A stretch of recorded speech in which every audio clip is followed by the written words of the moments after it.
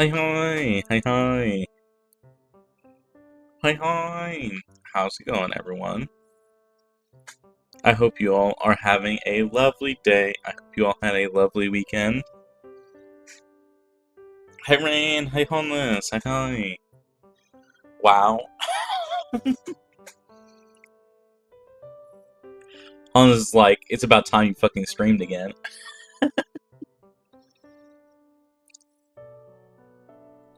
But hi. I hope everyone's doing well. My phone went crazy. Hell yeah. No, I'm joking. Yeah, hi Coffee! Hi hi! I'm pretty good, how are you? I'm doing well. I'm a bit tired, I guess. I'm like good, but kind of worn. Today was um kind of agonizing in a way. I don't mean that in a bad way. It was just like getting back into work and stuff was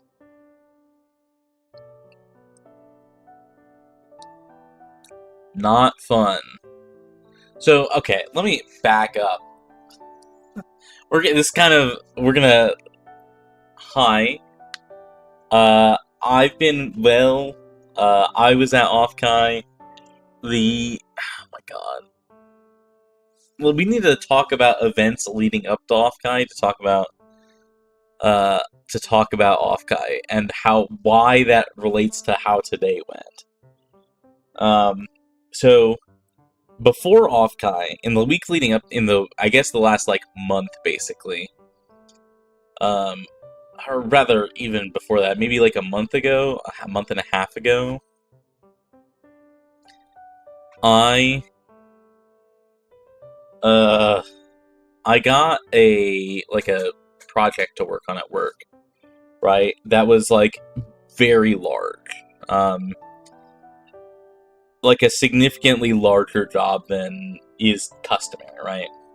Most jobs are one pole, right? It's just a single location, one pole, you design the pole, right? That's like I would say maybe like half of the work that we do is single location.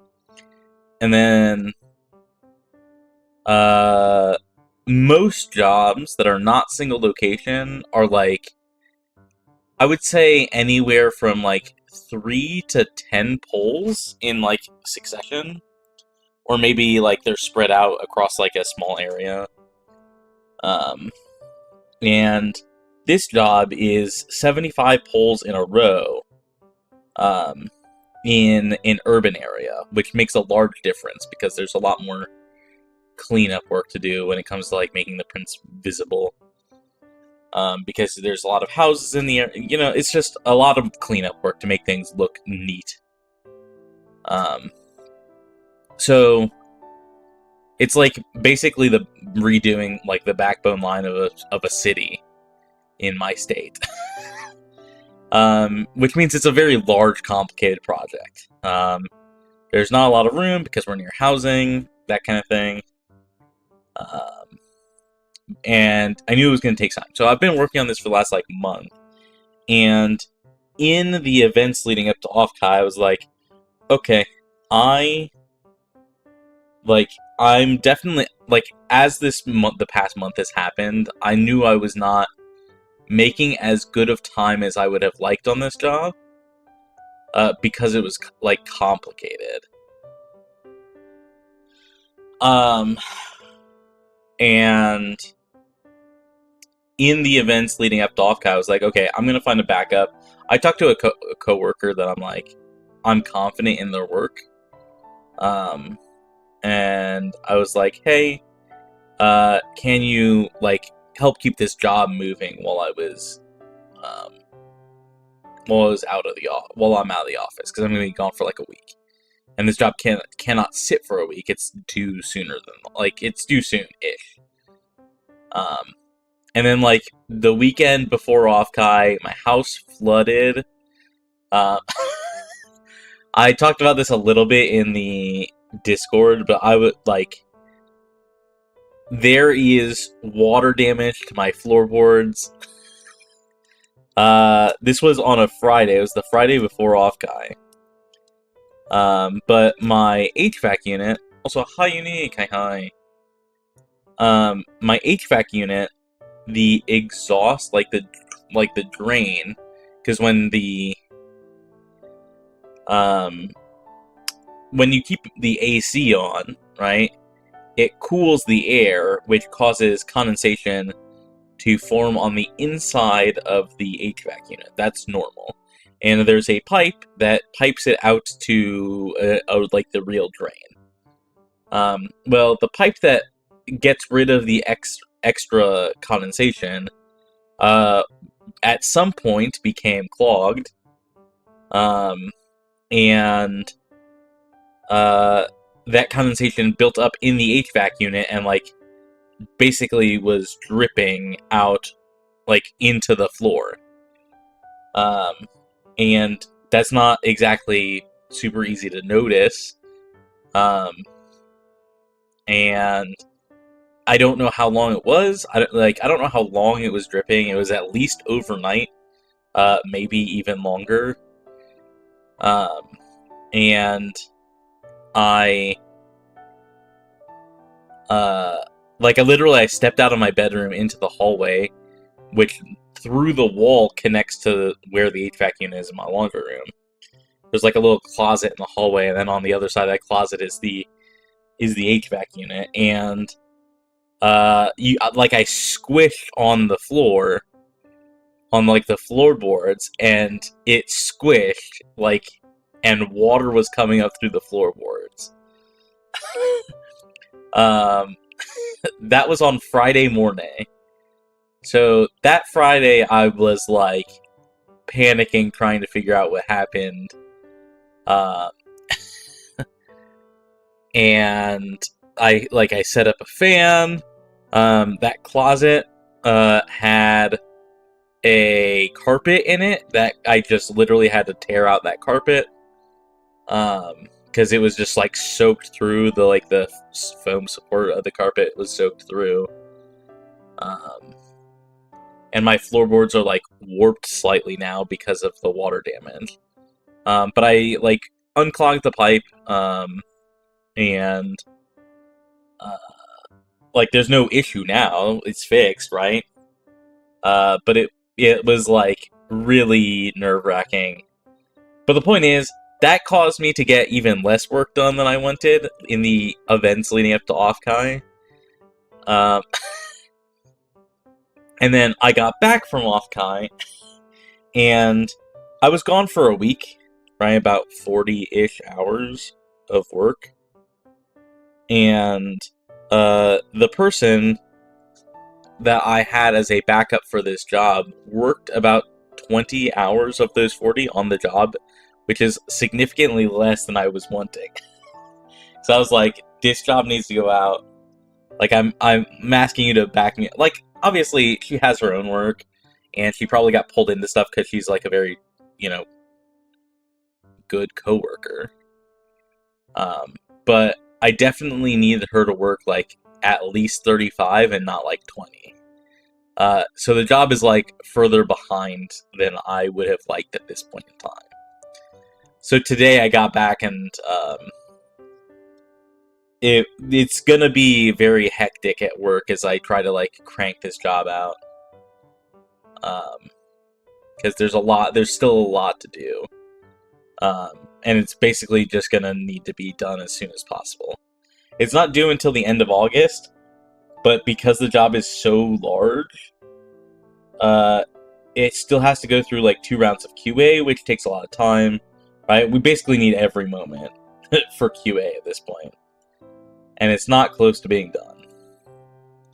So, today was very stressful. And it didn't help that I got a different job back that needed to be out the door today. So I was just very overwhelmed, and didn't get as much done today because it was very overwhelming. So, like, work is... I had, Ash... So, Ash Rathlaw, one of the people that I watch, um, they're great. Listen to them yap, and, it was very, very nice to have, a distracting presence at work today. Because if I focused too much on it, I was gonna cry. But Offkai itself was very much a needed break. I'm very glad that I went. And it was very special. So outside of the Oshis that didn't go, right? So I'm thinking like Amaya is like the big one because she's very important to me. But Amo was not there.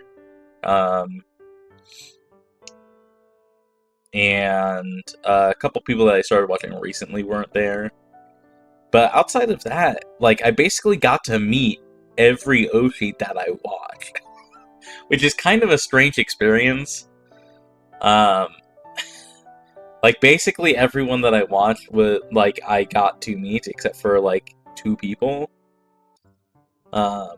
Which was neat.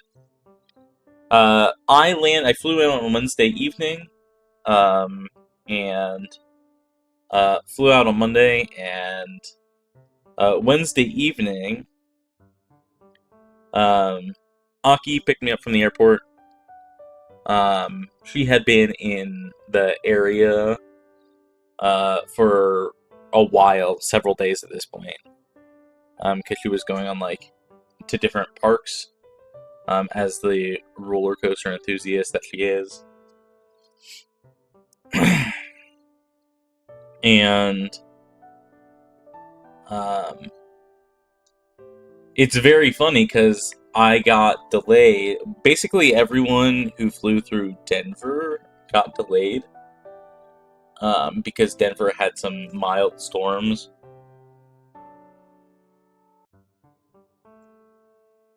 No, I did not. I did not go to Elia's. A British banger? No. Did she have a panel or something? It's very fun. I actually didn't go to a single panel the entire time I was at Offkai. Which is probably not how you're supposed to do Offkai. Or any convention. But I didn't end up going to a single panel. Which is very funny.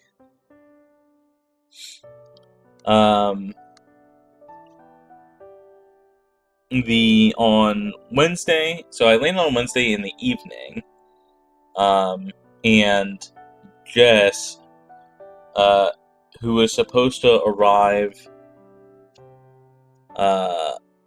on,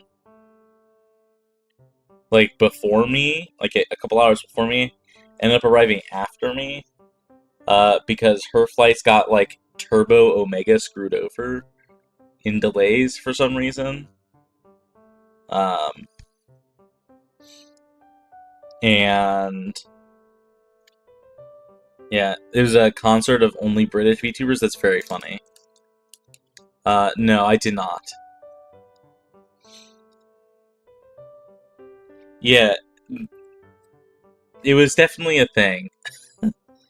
Hi, X-Dude. Hi, I'm glad to hear you're doing awesome. I hope you had an awesome weekend.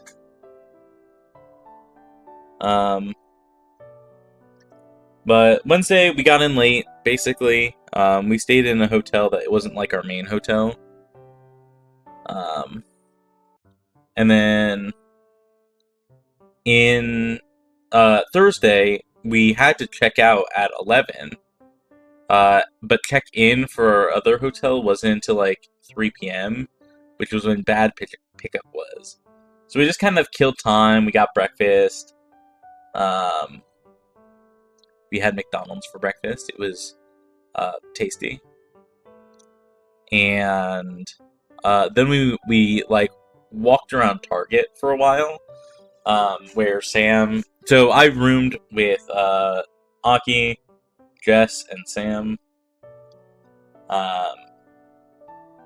If you don't know who those are, I'm not sure how.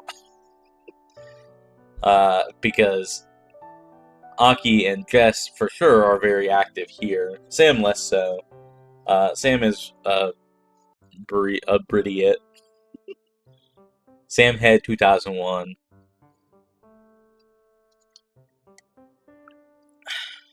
But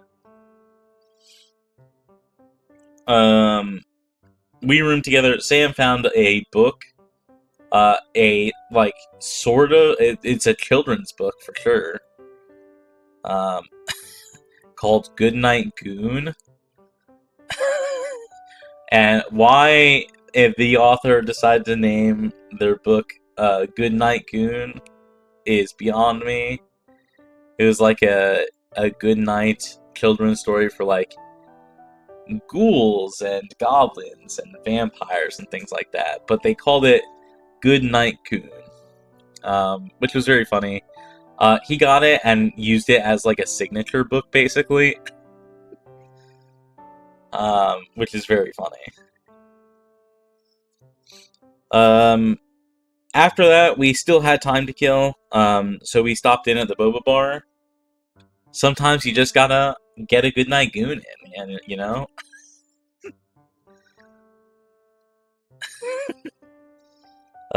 We stopped in at the boba bar, though. I had the Rem key for V4 Mirai's Rem Kanashibari, who is also British, funnily enough. It was good. It was called Rem Pea, so I thought it was like a play on like sweet pea, and so I thought it was going to be like pretty sweet, but it actually wasn't. It was not very in your face, which was surprising, but a pleasant surprise in my opinion. But after that, we met up with Pat, Tommy, and Mike. So Pater Gase, I think is his full username. Tommy and Mike Flair, who were staying together. It's PEA, but sure. And we walked around town, we got lunch, and we walked back for badges. We got in line for badges, where that was in the South Hall. So they had a separate area for like gaming, and that's also where the like standees and the Itachas were. So we get to see the cars, you know, the Minto Pinto and things like that. The Aston Martin, and obviously the Britacha that Dino and Poo Poo have.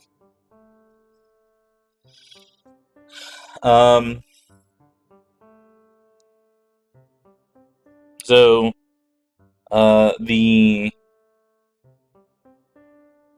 we checked into the hotel. The hotel that we had was super nice. It cost $1 bajillion, but split between us, it was not too bad.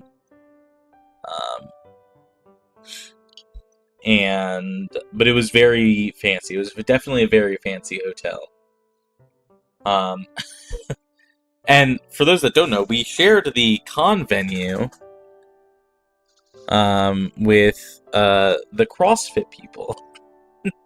Hi, Emily. Hi. I hope you're doing well. I hope you're having a great day. But there was another convention going on at the same time. And it was like this like CrossFit Games or something like that. And so the hotel was like basically packed, and half of the people were like anime fans, you know, in like happies and in cosplay and things like that, and the other half were these like super fit, you know, jacked people in like tight clothes because they're like CrossFitters. They're in like Under Armour and shit like that. It was very funny. You could immediately tell who was here for what for like every single person like in town, basically. It was very funny.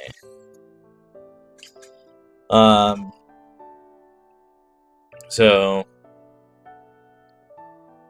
that was basically day one, was just like check in and hang out and meet people.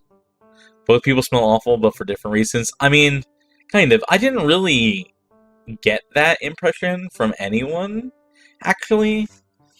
Like, it never particularly smelled bad. Like BO during any part of the convention.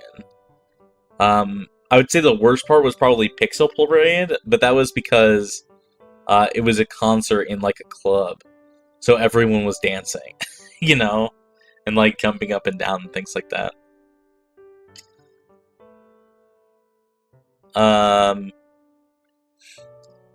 But day one was Friday. The artist alley opened up.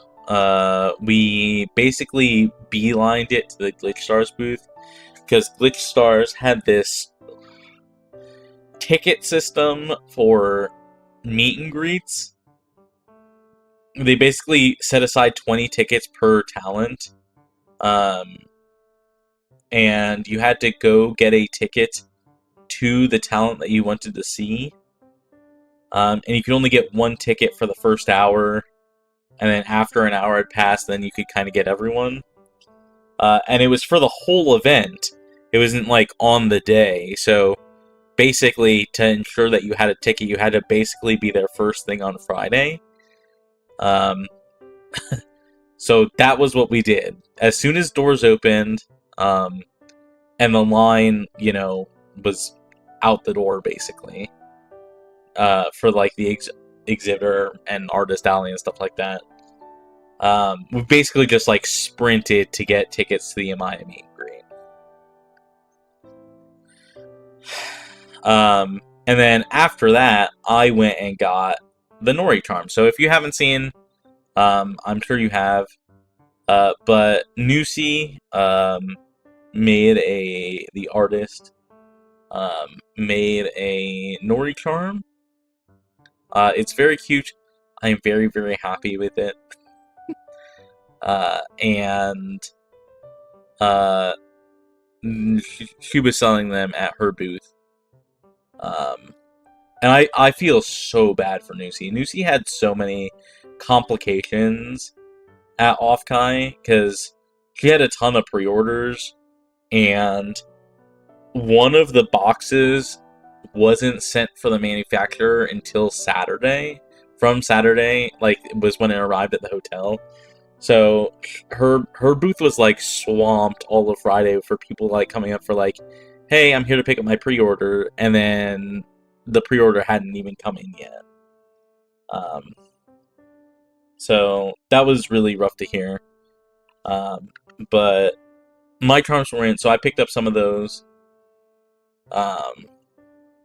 And I kind of like spent the day like walking around, so I have not been to a con. I went to like one day, like not even one day. It was like half a day, a third of a day. It was only for a couple hours at a con downtown in my town, but it was like the last day of the con, so there was like barely anyone there, and it wasn't a big one. I was only there for like a couple hours, so I don't really count that. This was my first like real actual con experience, and let me tell you, it was very, very overwhelming. It was packed. There were tons of people everywhere, which I am very not used to crowds. And there was tons, like, people were selling things at booths, and which meant that they had like prints and stuff hanging out. It was like super colorful. I was just like very head spinning, kind of in a daze. That whole first day. I got to meet Mama Cookie. We just literally like on the way after getting my charms, we just happened to run into her. She's very, very sweet. Imagine Mama Cookie, in your head as what she may be like in person, and that's exactly what it is. She's like super sweet. She's super kind. She's like a ball of energy, of life-giving energy. She's so good. And what else happened on Friday? We had the Amaya meet and greet. So Amaya had a meet and greet at the SVP booth. She really seems like all those things. Yeah, she is. And she literally is all of those things. It's very funny because how she is on stream, very much you can see it in how she is in person. So it's very funny. She also has a great fit. Like, she dresses so good. I love her dresses. But Amaya had a meet and greet. Aki was like waiting for the meet and greet for like 3 hours. Because she's Aki, and she was like, I for sure am going to be first in line at this. I was like, you bet. But the SVP booth was, I would say, kind of poorly managed. They had people running the booth, and they had 2 setups for meet and greets, basically going all the time.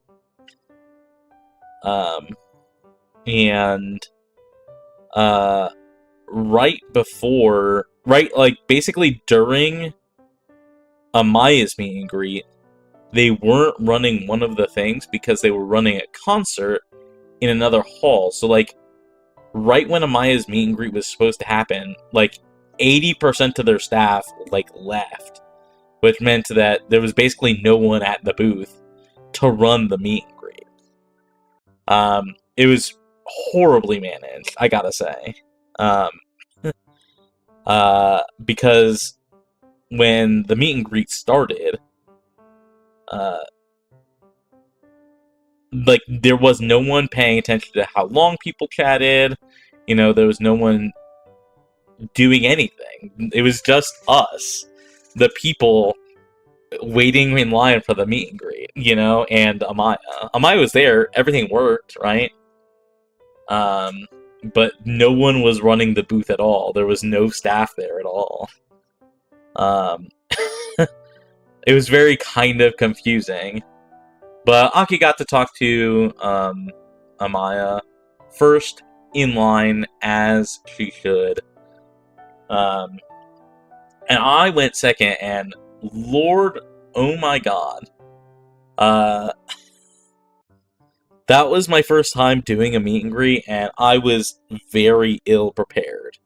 I didn't know what to say. I just kind of stood there, like, dumbfounded, like, starstruck. Oh my god. There is... you know what I'm saying? Like, oh my gosh. It's Amaya talking to me. You know what I'm saying? I was very kind of just starstruck. For the amount of time, I did not know what the fuck I was doing, even remotely. I was very tongue-tied. She was very, you know, kind about it. Aki and Nori first and second in line as God is intended. Yeah. I found it to be very funny and appropriate. And it was a good time. I got to meet a bunch of other poison tasters, right? Noble Shade was there. Caesar was there. Soda was there. You know, there were a lot of people there. Obviously, Miyaki and Jess were all there. But it was like, the first one was very stunning. I was just like stun locked the whole time, basically. It's like, oh my god, Akami Uchi is standing in front of me, and I have the chance to talk to her. what am I doing? Why shouldn't be here? It triggered like a fight or flight response. I was like, I should not be here.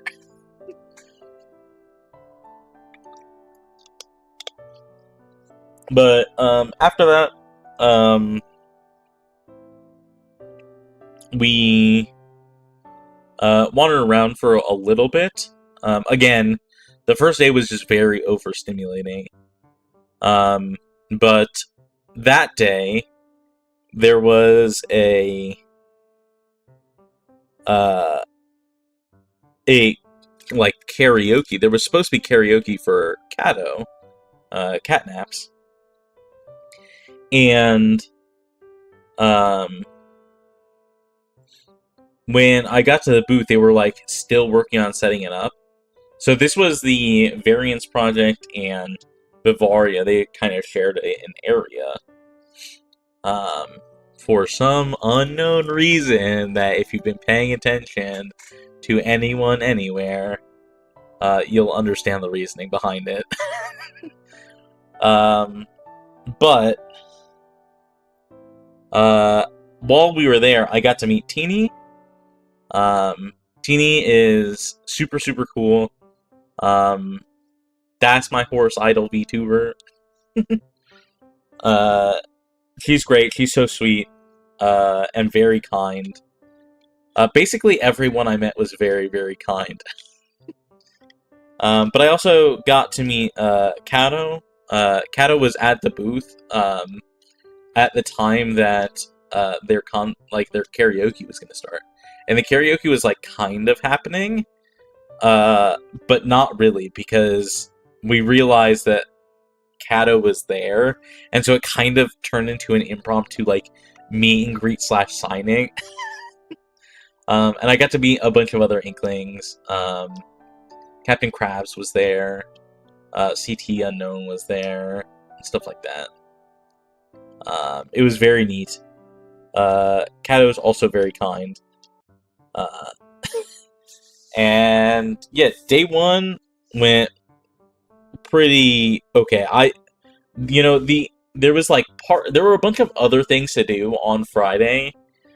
The park had opened up. People were like, drinking in the evenings and having fun. There was like parties all over the place. I basically didn't do any of that on Friday. I was just like so overwhelmed for the day that once I got back to the hotel, I was like, I cannot do this anymore. I was like, holy shit, this is too much stimulus. I need to just like shut down.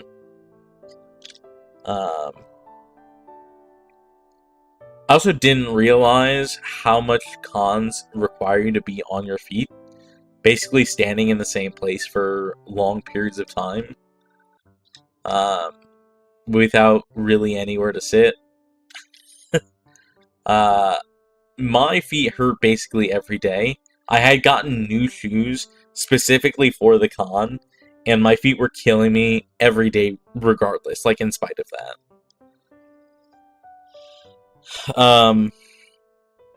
And folks went out, they went to round one for like karaoke and things like that, and I was like, I'm not doing any of this shit. I'm just gonna sit here in the hotel and try to contain myself, because I was like very not present after a bit on day one. I was like, this is too much. I'm going into shutdown mode. Day two rolls around, and I'm kind of like getting into it at this point.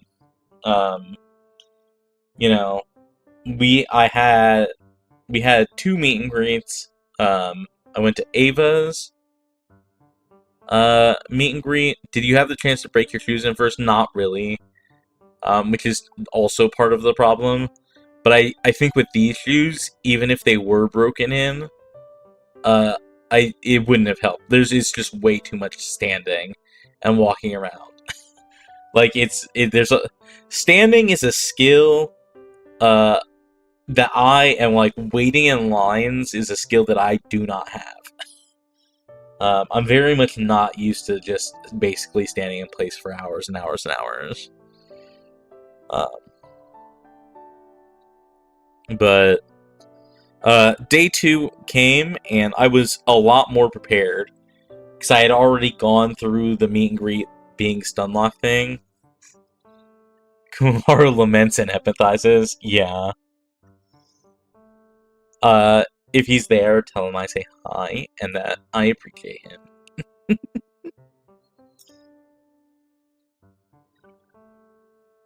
But Ava had a meet and greet, which was really nice. She was really cool to talk to. It was I was much more prepared for this one than I was for Amaya's first meet and greet, because I was like, okay, I need to learn how to not be a bumbling fool for this meet and greet. You know? So we did that. She was very sweet and kind. And then Amaya had her second meet and greet at the Glitch Stars booth. And this time I was like actually a normal human being. He's in the middle of a big group fight? Hell yeah. Well, enjoy. I hope you guys are having fun. Yeah. So, I think I did much better both the second time around. I got stuff at the Artist Alley, kind of went on a shopping spree. And then Umi had a meet and greet, also on day 2. So I got to talk to her, in addition to Ava and Amaya. And that was a lot of fun. So, day 2 ends with a Kato, live, I guess you could say. Since Kato was there, they planned on an Inkling meetup just outside the venue. And they were going to do karaoke. But because it wasn't an official meetup, there were sound limitations and things like that. But while I was there, I got to meet so many VTubers that I look up to, right? So Kato was there, Lane was there, Bear was there, Rain was there, I met Mayhem there. It was great. Basically, half the people that I watched were all at this Kato live. And of course, Kato was there. We did live techies, and they sang karaoke. And it was a fun time. It was just a good time. Different Rain, yes. The Rain that writes music. But basically everyone I met, Inklings included, were all so cool. They were all so sweet. They were all very kind. And we all got to cheer Kato on live, which was, I think, very special. And post that, I kind of was after that, I was not feeling the best emotionally. I don't know how else to put it. But the end of day 2 and beginning of day 3, I was damn. I have 320 subscribers on YouTube. And I don't really plan on doing any hardcore growth pushes. But in the day 2 evening, day 3 morning, I was this is never I'm never gonna achieve this level of VTubery, which I don't think is necessarily true. I definitely think I could, especially if I really wanted to try for it. But there was a point at Offkai where I was damn. I was getting Offkai FOMO at Offkai. which is very interesting and funny. But I was just like, I'm not like this kind of a VTuber, you know? Because kind of at this point, I mean, I've been doing this for 2 years now. At this point, I am as much VTuber as I am VTuber fan. And I was attending Offkai as a VTuber fan and not a VTuber, if that makes sense. And so I think that dichotomy of just being like, I'm a fan here, even though I'm not a fan, was like kind of jarring in a way.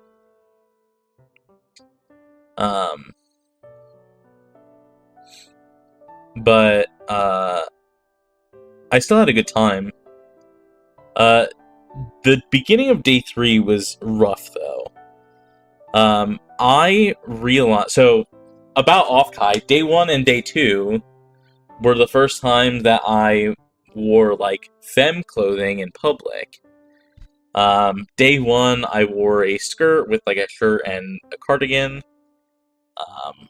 And day 2, I had like these skinny jeans and like a cute tank top and that kind of thing. It was a very easy, like, obviously this is a very safe place to do that because half of everyone was at least in cosplay. You know? Girl, good job. Yeah, it was very nice, I will say, to be able to do that and not feel like I would be out of place, if that makes sense. Because I think if I were to do that in my hometown, I might feel out of place. But I had, like, stockings on with, like, a garter belt. I thought I looked cute. Which was nice. And day 3 rolls around, and I realized that I had forgotten the top to go with my other skirt.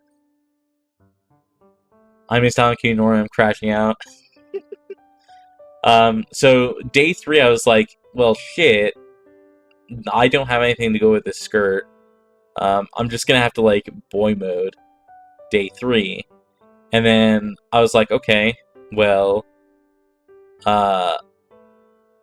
thank you, Rain. Thank you. I am proud of me.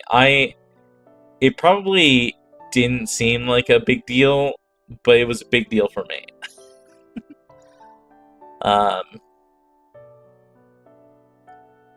And then, day 3 came. I was like, okay, well, I'll have to boy mode. I wore, like, basically what I would call one of the last decent shirts that I had. And I got downstairs and went across the street to a bakery to get breakfast. And I got a double shot of espresso mocha and a muffin. And I went to the table to, which was like it was basically like a standing table with those tall chairs, to eat, and I set my coffee down and muffin down, and the table was like so incredibly wobbly that, like, setting the plate down basically spilled coffee all over me. It, like, I got on my shoes, it got on my shirt, and I was really irritated. Because not only had I forgotten, like, the top to my other outfit, this was, like, my backup top. Like, it was my backup shirt, right? And it literally, within, like, 30 seconds of wearing it, it felt like I had spilled coffee on it. Which meant I was basically out of shirts. So I put on the actual backup shirt. Because this was supposed to be, like, the one I was wearing was for the one I was going to wear on the flight. Like, the day 4, like, coming back. And I was really frustrated. I basically spent most of day 3 on my own because I was like really annoyed and I didn't want to be around people, but I wanted to be at the con. So, but I didn't really have anything planned for day 3. So I just kind of like wandered the artist alley, and bought a bunch of stuff. I bought a lot of things. I probably spent way too much money. But I got a bunch of cute prints. I got a cute Asuna and Karin wall scroll. I got a bunch of merch for my Oshis. I actually had like the con food. They had they had like burgers and stuff in like at the back of the artist alley, but they also had another room where they were selling stuff. And I got a red bean paste taiyaki and an ube matcha. And they were very tasty. I really like red bean paste. I think red bean paste should be a common thing in the United States. It's not, but I wish it was.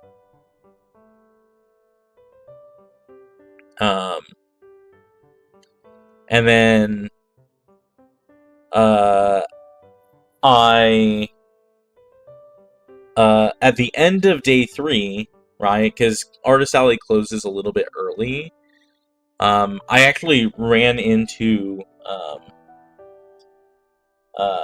to Umi Kyoku in person, which was a very pleasant surprise because I wasn't sure I would be able to see her because she was so busy at Offkai this year. But I ran into her in person while I was picking up the rest of my Nori charms at Nusi's booth. And she was so sweet. She was very, very kind. And also horribly busy, because she was meeting a bunch of other people as well. But I got I got the rest of my Nusi charms, I got my stuff, I got my Umi, pickup, pre-order pickup, and I was like, okay, well, the Artist Alley is gonna close in 5 minutes, let me just leave and head out. And as I got back to the hotel was maybe 3 minutes away, maybe 5 minutes away, if you're slow like I am. From the hotel, I got pinged in the Variance Project Discord by Ava saying, hey, you have a Trekkie waiting for you at the booth. The hall is going to close. Go pick it up now. And I was already at the hotel. And so I moved like I had not moved in a long time. And I sprinted back to the Artist Alley. And the place was closed, and I got to the door, and it was closed, and someone walked out because they were not letting people in, but you could leave if you were still there. And someone opened the door to walk out, and I slip in, and security is there, and they're like, "Hey, the Artist Alley is closed." And I was like, "But I need I'm picking up a pre-order for a Trekkie. Please, I will be in and out in 5 minutes." And they were like, "You're picking up a pre-order? And the Artist Alley's closed?" And I was like, "Yes, please understand, it'll take 2 seconds. It's at the Variance Project." And they were like, "Dog, if you're here to pick up a pre-order, we didn't see anything." And I was like, "Thank you, gods." Thank you, whatever higher being is here. This person is an absolute pro. They were very, very kind about it. They were like, "Yeah, we didn't see anything. You're good." And I just continued to sprint to the Variance Project booth. I got my Trekkie. Soma actually had picked up one of them, but I had 2, so I had to go get the other one. And I met Soma outside for the second Trekkie. So shout out to the people who are doing the Artist Alley security. You're a real one. But after that, I had sprinted, so I was just drenched in sweat. As someone who works at the artist alley, I would get chewed for that. Yeah, I mean, if anyone found out about that, right, they would definitely have gotten in trouble. For sure. But thankfully, I don't even know the names of the people who let me in, so I couldn't even route them out if I wanted to.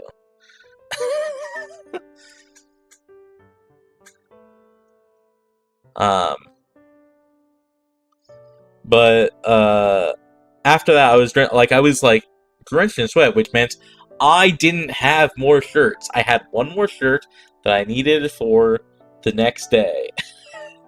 So I spent, I don't know, maybe an hour trying to find a clothing store that had a shirt in my size. And it was Sunday, so basically every store was closed. And I didn't find one. And Sunday was the Pixel Parade, so I had to,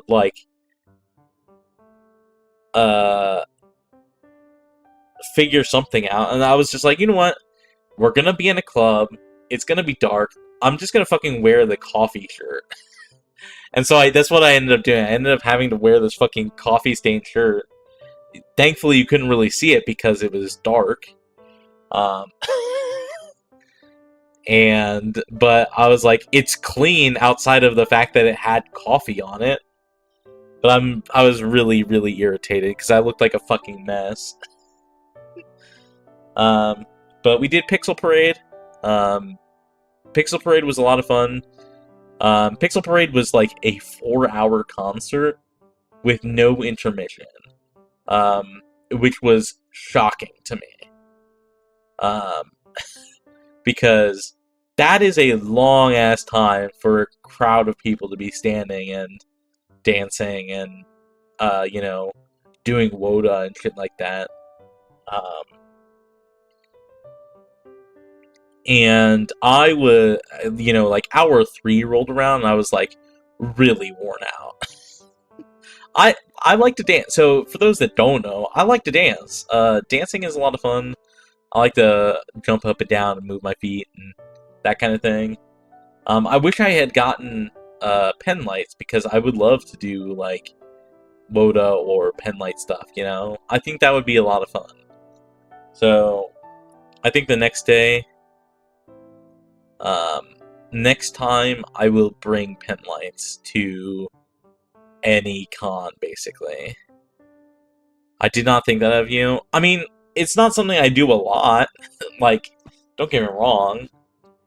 It's definitely not something I do often, but I do like it, So, it's fun. To me, it's fun. If anyone... I'm not a very much a party person, but if you want to go partying, let's go dancing.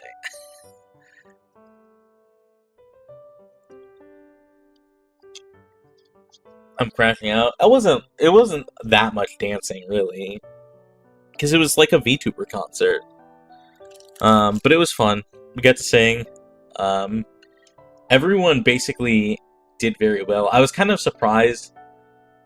VTubers, I think VTubers in general,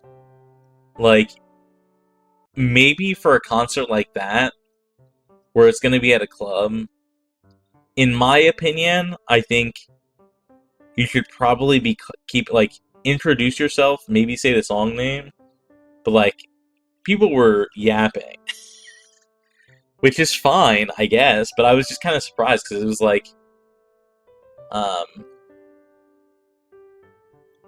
it was yapping in some cases. So, I would say probably keep the yapping to a minimum, outside of, introductions and stuff like that.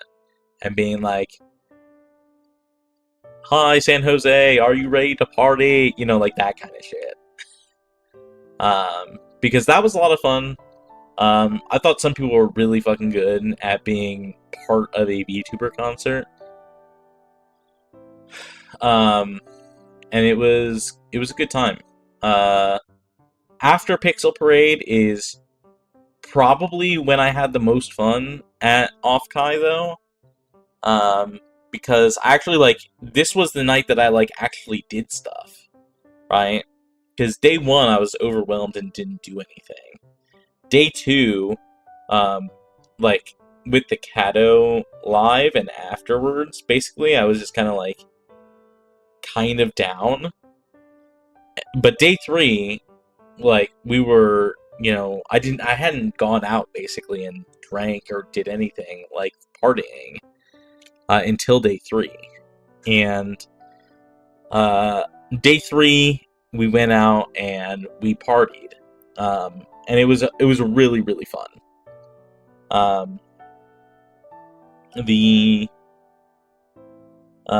We left Pixel Parade, and shout out to the Stream and Stir folks, because it was Sunday, people were like, okay, we have flights tomorrow, we gotta drink all our alcohol. And so the Stream and Stir folks, Dragonoisis, basically had a ton of extra booze, and so he was just handing out drinks to anyone who walked up to him.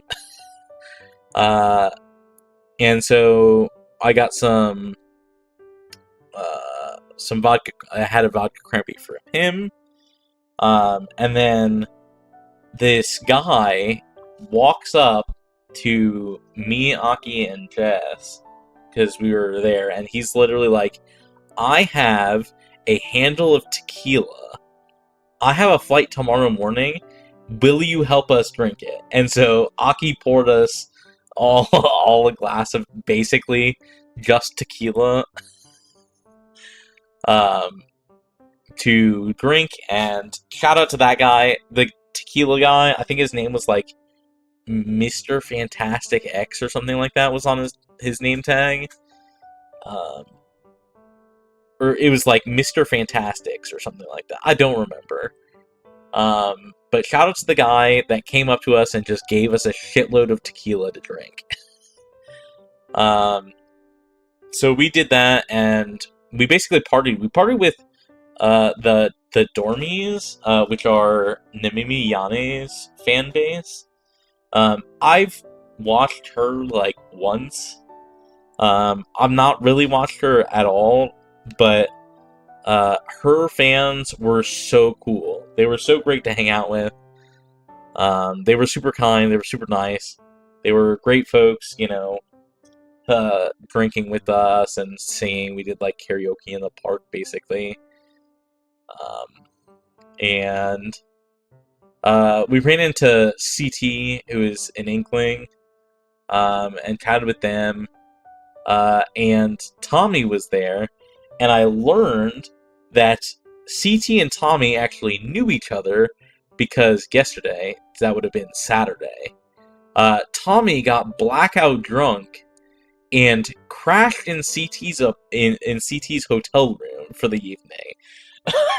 Which is the most wild of circumstances, that these two people that I know do not know each other happen to run into each other, and one crashed in the other's room. It was very funny, because what a fucking small world that is. That these two people that I am very familiar with just kind of happened to run into each other like that, under those circumstances, of all things. But it was a lot of fun. Getting to go out and really properly drink with people was a great time. And then Monday happens, right? So we wake up, I go and, we gotta go to the airport, and I take my flight. I had a much earlier flight than, well, Sam had a 6 a.m. flight, so he was gone by the time I woke up, because he and Pigeon were on the same flight. And I left. My flight was at 11:30. To go to it was to Dallas, and then Dallas back home. And I got to Dallas, and like 2 hours, I had like a 3 hour layover in Dallas, and like an hour and a half in, they canceled my flight back home because there were like storms or something back home. And the next flight wasn't until 8 a.m. the following morning. And I was quite upset about it. Shout out to the Southwest worker who handled me fine.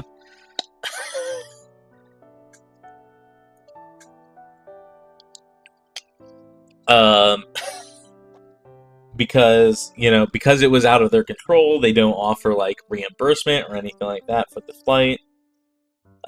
They don't, they didn't put me up in a hotel or anything like that, or give me food voucher or anything, because it was out of their control.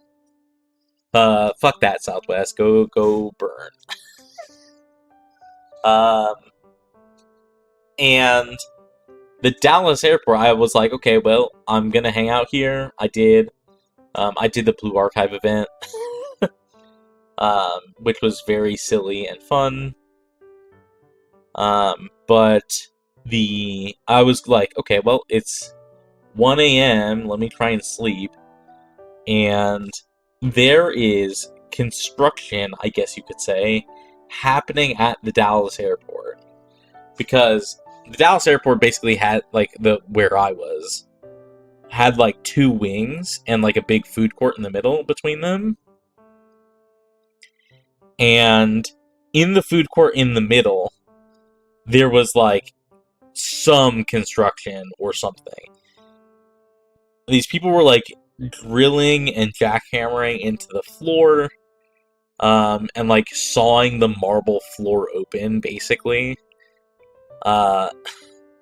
And that shit was loud. And I was like, I cannot sleep. So I basically stayed up at, like, 4 a.m., They were there from, like, 1 a.m. until, like, 3:30. And at 4 a.m., I was like, okay, well, I'm sitting next to this Starbucks, I got maybe, like, 45 minutes of sleep from, like, 4 to 4:45, because 5 is basically when the airport opens. People start coming in, they have, like, 6 a.m. flights and things like that. So I slept for, like, maybe 45 minutes. At like 4 a.m. And I got up, I kind of like walked around a bit. I got breakfast at the food court there, which was very funny. I got coffee at this, I don't remember what place it was. It was some burger place. And I got breakfast there. And as I'm going to get, like, the sugar and cream for the coffee, there is a guy, an older man, who is stealing cream and sugar from their, like, coffee stand. That's, like, kind of a little bit away from the register. And I am, like, basically walking up with my cup, and this guy's just, like, shoving these, like, cream and sugar into his pocket. And the lady at the register is like, hey, come over here, right? She's yelling at the guy who's stealing things.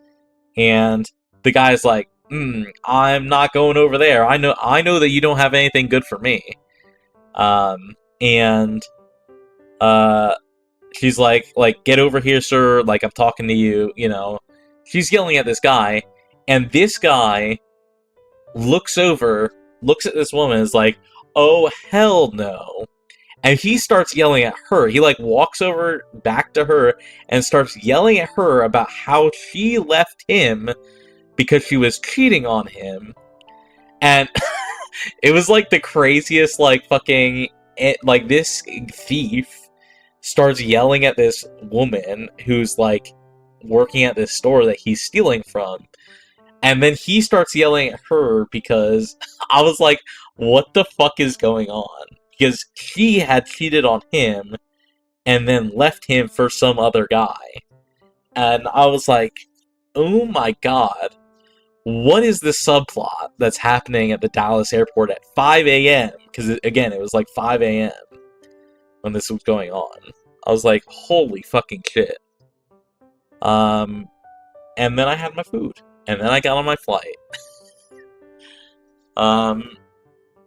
So, that was a thing. That was certainly an experience to behold.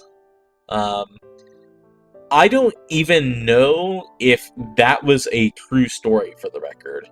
Hilarious NPC encounter. The part about it that kind of, like, got me was that I don't know that this woman actually cheated on the guy. This guy started yelling at her because she had left him, and she was, like, trying to talk back to him, but he was just, like, shouting over her, and then he, like, stormed off in a rage. But I don't know that anything that he said was true, or if it was to distract from the fact that he had stolen all this shit. Because he walked off with a bunch of their shit in his pockets after he would, like, stop yelling. That's the part that I'm like, I don't know if this guy is, like, crazy or a genius or what. You know what I'm saying? Like, he stole a bunch of shit, shoved it in his pockets, and then started yelling at the cash register lady about how she, like, cheated on him and left him for some other guy, and then walked off. Genius level distraction. Yeah, I was, like, baffled by the entire encounter, honestly.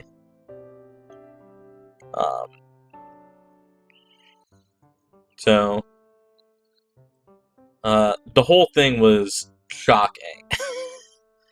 So, but I flew home. I almost got into a car accident on my way home because I was so tired. So that was certainly a thing. I almost drifted onto the shoulder and hit some piece of, like, road work equipment. So thank God that I didn't do that. And then I'm still here to live talk to you about it. Don't drive on, like, zero sleep, people. Just don't do it. That's for sure a lesson learned. But I got home. I've gotten to be with Renkoku for the past couple days. It's been nice. I wish I had gotten home on Monday instead of having my flight delayed, of course. Because I really wish I had all of Tuesday to just, like, process things. But instead I was in kind of like a fugue state all of Tuesday. So, and now it's Wednesday and I had to work. Yeah, if you're tired, drink some alcohol. True, so true. So true.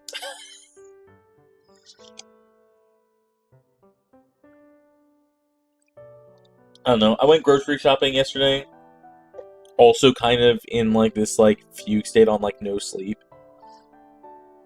But I had to go grocery shopping. I wish I had the opportunity to do everything I need to do.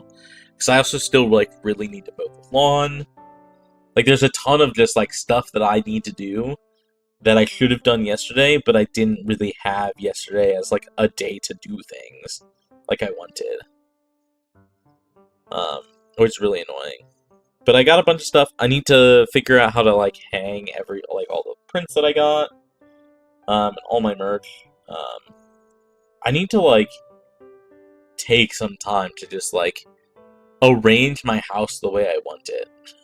Because there's so much just, like, shit everywhere, nothing's put up. Like, it really feels like I've had this house for, like, 3 years now, 4 years now, and I haven't moved in.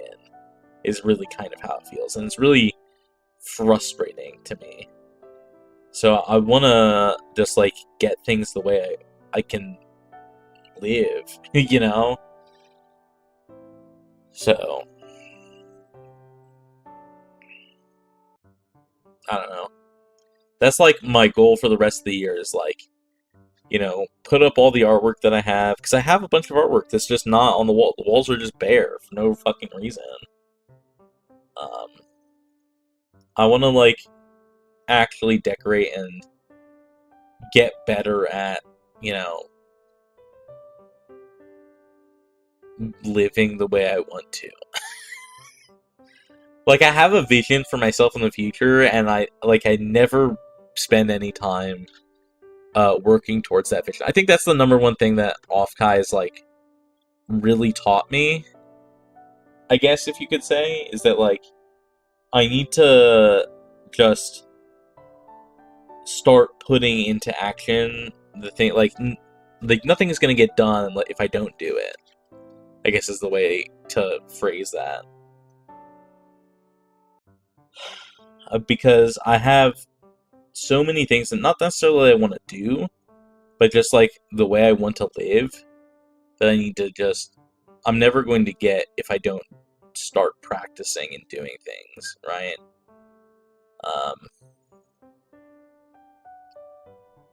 So that's like the big takeaway. Like, I would like to express myself more and like show more emotion and things like that, and I can't do that without practicing it. I want to, you know, have cute clothes and live in a cute space, but until I actually do the things to do that, I'm never going to get there. I'm just going to continue being in this like nothing state, you know. Like, I could take a picture of like half the walls in my house and they're just like blank walls, and I'm like, I have so many decorations, but I haven't put them up because why? Because I haven't. There's no reason I haven't, other than I've been lazy, or I haven't wanted to, or I was tired. You know, whatever excuse I come up with for myself to not do shit, I don't do it, and then I'm annoyed that it hasn't been done. So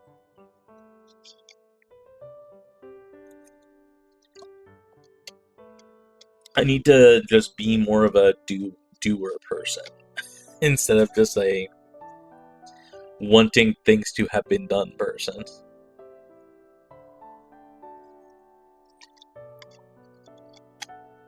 And that's pretty much where I'm at. So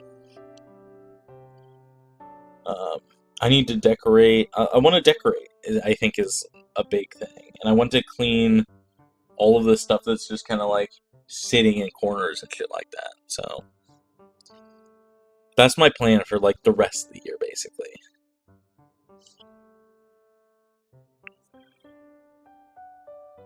And that was my Offkai.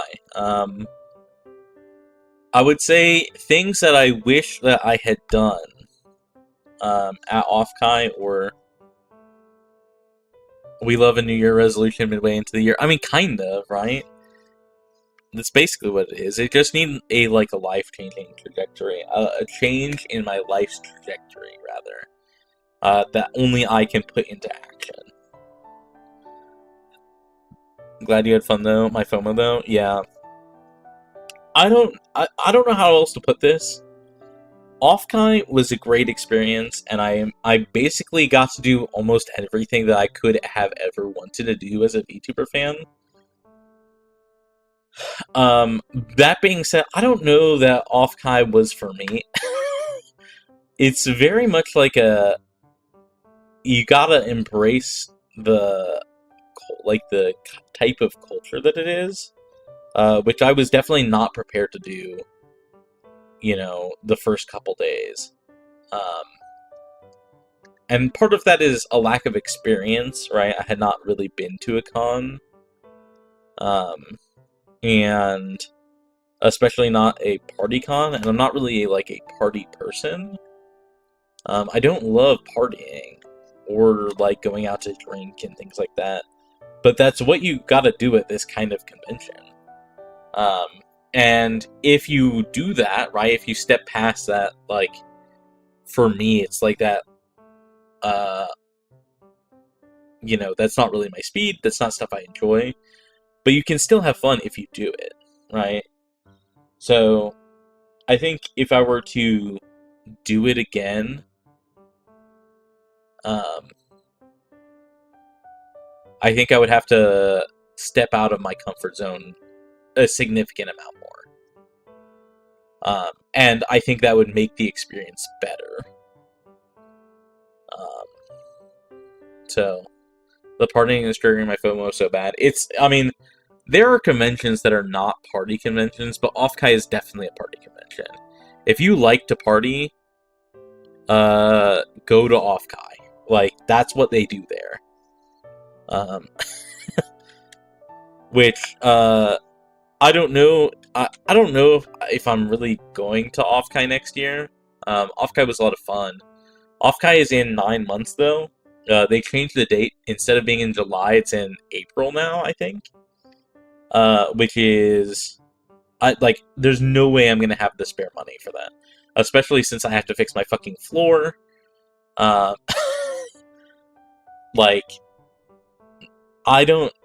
just don't envision a path in which I have, a spare $2,000 to go to Offkai in 2027. Damn, I can't believe I missed out on Nori forever. I don't know about that. There are conventions that I could consider going to, right? Oshi Uplink is one that happens. When is Oshi Uplink? I don't remember. But it's in, Toronto. I think that would be fun, right? If I could go to, Toronto to, for a con, there's no way that you wouldn't be able to make it to that, surely.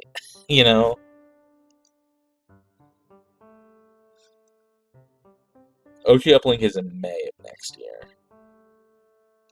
Plus it's in Canada, which means I get the everything is cheaper because Canada money is fake money.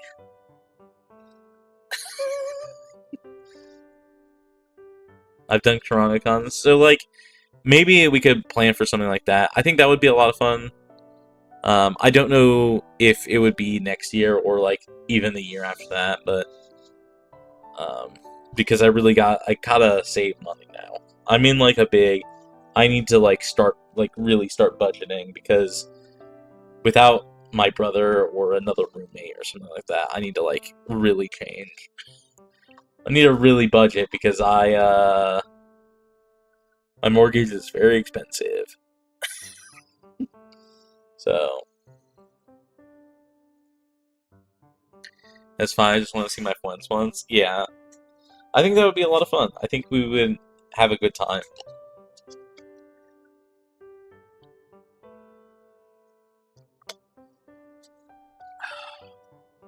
Okay. I've been yapping for an hour and a half, which is, I think, the most I've ever yapped in a stream.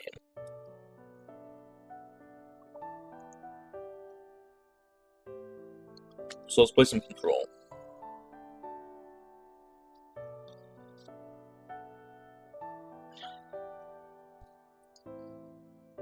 Alright. I don't know anything about Control. I've just been kind of sitting here on the starting screen. And it's weird. It's a very weird starting screen. And the game gives me very weird vibes.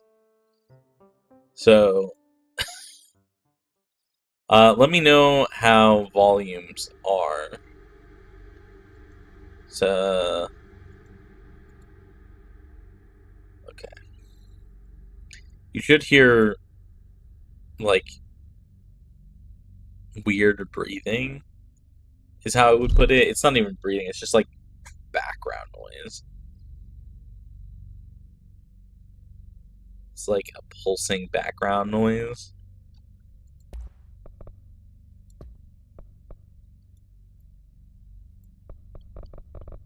Hopefully you can hear that. Is this a controller game? I don't know shit about this game, but I heard good stuff. Yeah, that's pretty much where I'm at.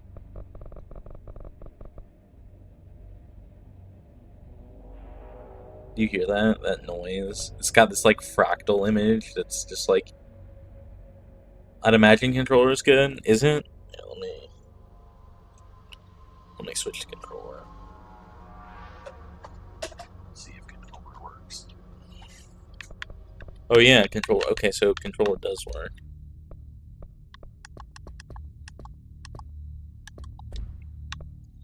Okay, well, I'm gonna hit new game. I haven't done any audio testing other than what you have experienced with these buttons.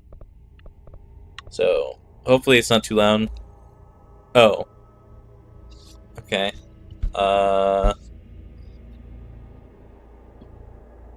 Here are some common options that you may want to... What is HDR? Why is HDR?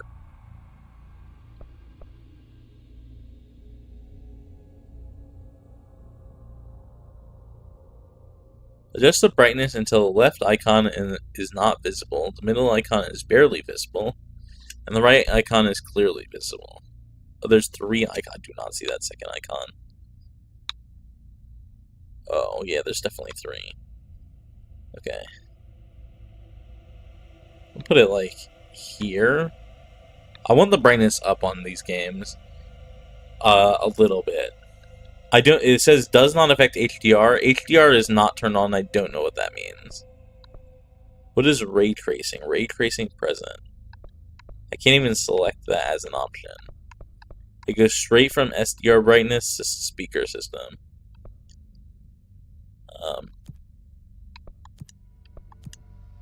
I mean, I'm wearing headphones, so I guess we pick headphones. I don't know if that affects what you guys are listening to. I'm gonna be so for real. Oh, should this game not be in English? Oh, it's French, German, Spanish. We definitely want subtitles. Oh no, I'm on headphones. Okay. What does ray tracing present even mean?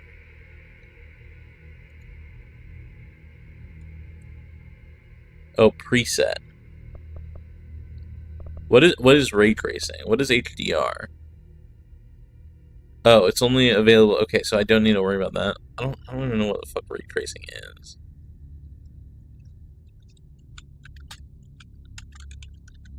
Ray tracing. Is it a technique for modeling light transport?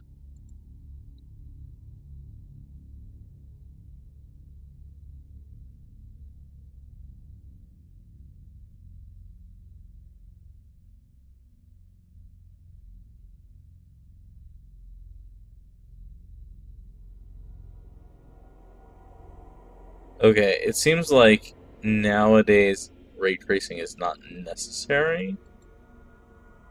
I tend to not turn it on. Okay.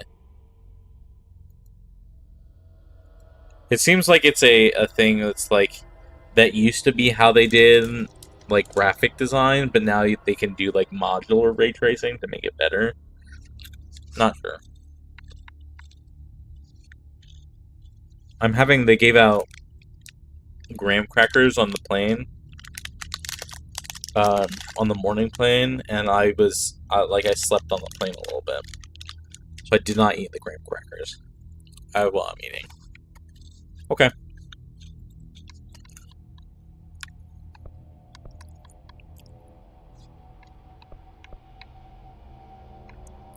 Why can't I... now I can only select these two, and not the other ones.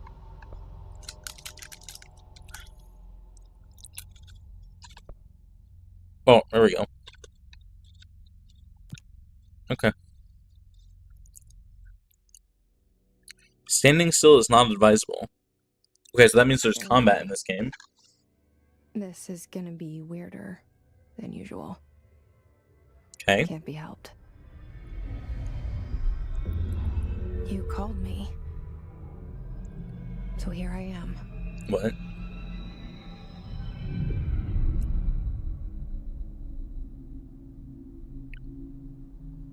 I know I shut you out sometimes. I'm always glad to hear from you. It's just that I get my hopes up. So many times it's led to nothing. I found nothing. What? It's like we live in a room, and there's a poster on the wall. We stare at it and we think that's the whole world. The room and the poster. The picture's something nice. A landscape, a famous person. What? Like in that movie. What is it called? The prison movie. I don't know. This says director Zachariah The room Trench. is a cell, and the picture, it's different for each of us. It can be beautiful or terrible, but we're all transfixed. What is going on? But it's all a lie. Something to distract us from the truth. They're lying to us. We're lying to ourselves. The room's not the world. The world is much bigger and much stranger. There's a hole hidden behind that poster that leads to the real world. We all feel safe in that room. But sometimes something crawls out from behind the poster. And the ones that see it happen freak out and try to forget what they saw. She's pretty. I'm here. Why did you bring me here? I don't know. Hello? Anyone here? I'm not gonna lie, I'm already kind of lost. Is that like a reference to like... Does this game... Please tell me this game has a first person option. I do not like this display.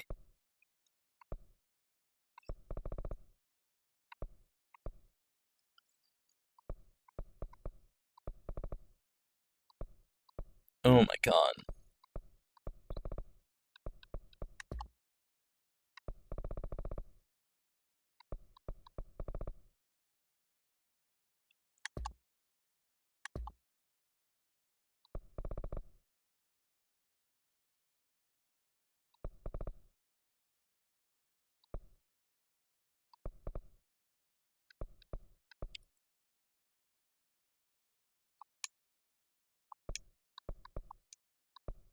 We can turn this up, right?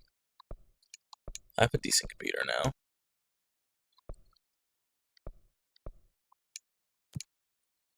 Let's just see how big we can get it. This might be too much for like...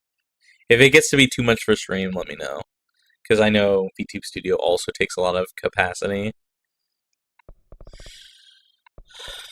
But what I want is not...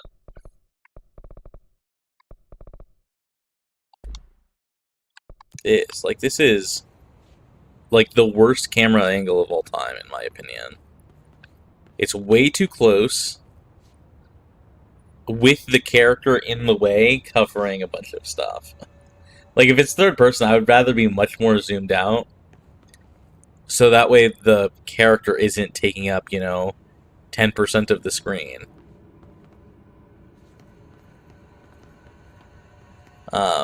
This is, I think, my least favorite camera angle. When I say I don't like third-person games, this is the exact kind of game that I'm talking about. Because I really do not like this camera angle.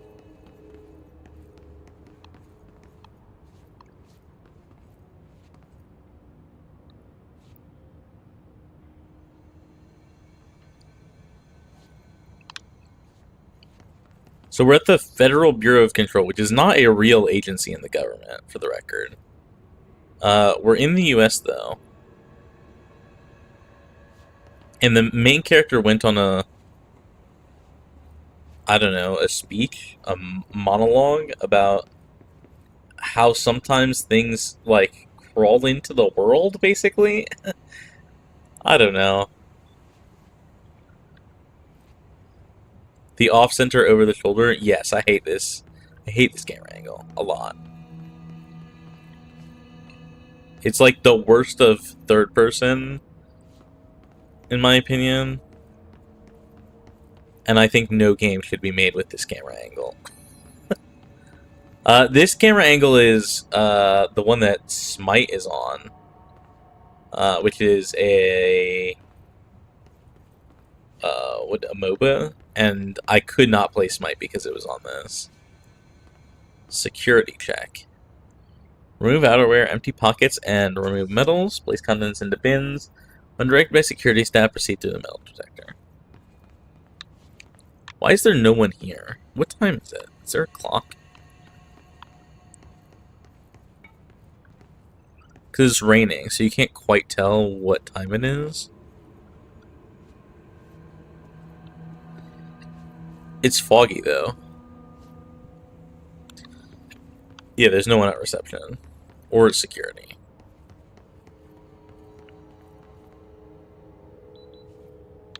Oh, we have something on us.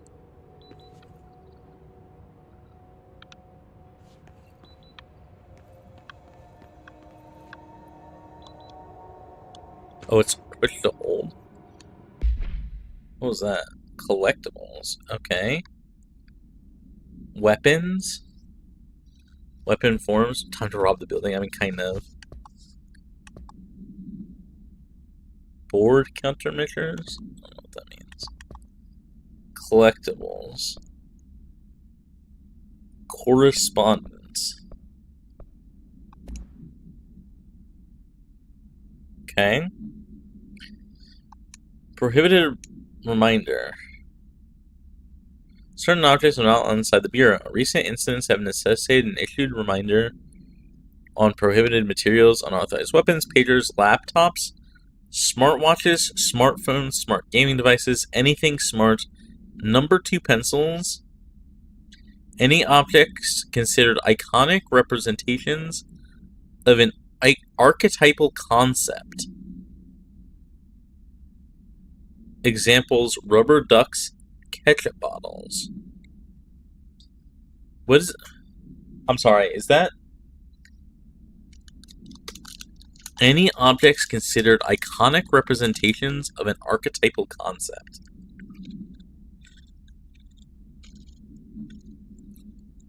Also, don't number 2 pencils fall under that category?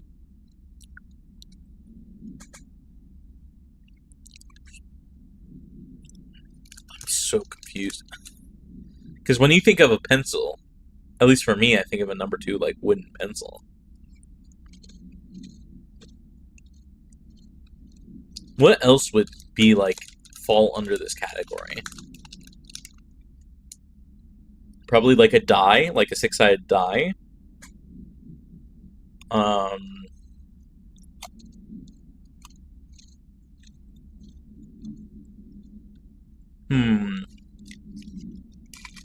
I wonder if that's why the building, because we saw the building from the outside. I wonder if that's why there's no windows, because you could think of a window. And everyone can imagine, like, a quartered window.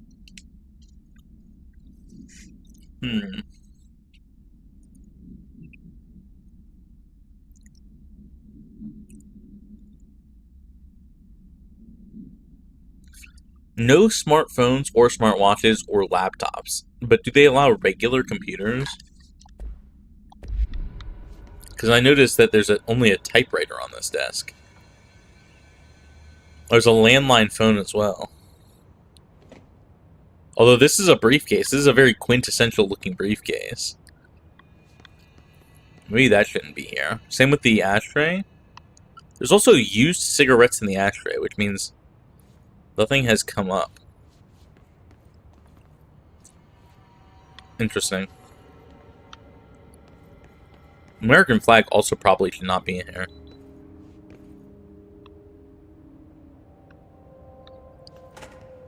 Oh, okay, you can go through the door.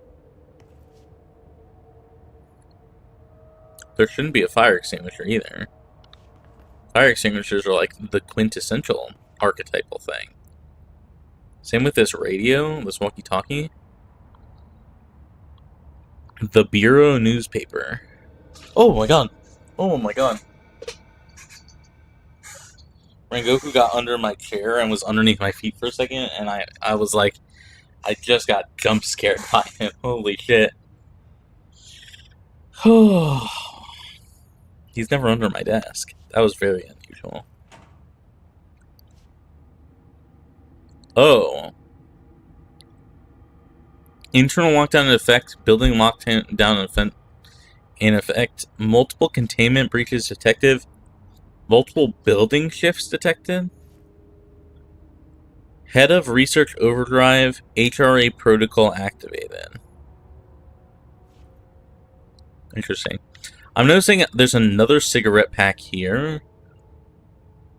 I wonder what time period this takes place in, because there's clearly seek shelter.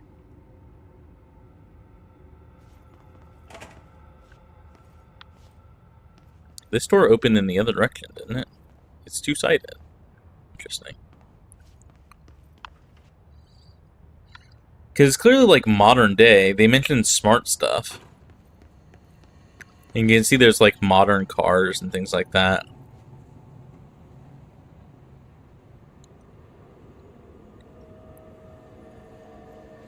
But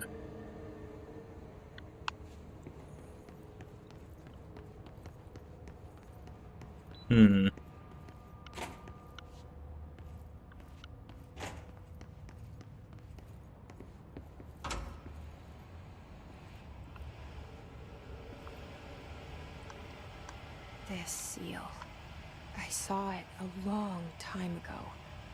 I keep seeing it in my dreams. Excuse me? In your dreams? Why is the static on?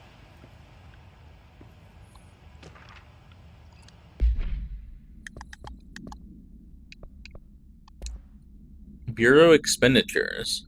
Expenditure summary, executive sector, quarter 2.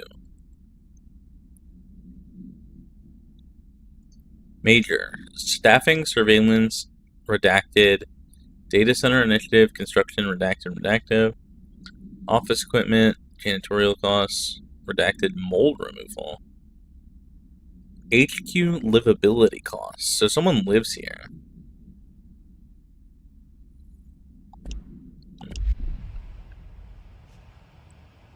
This is like a mailing system? Interesting.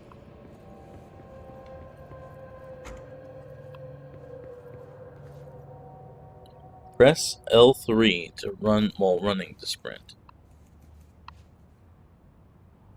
Do you guys hear that?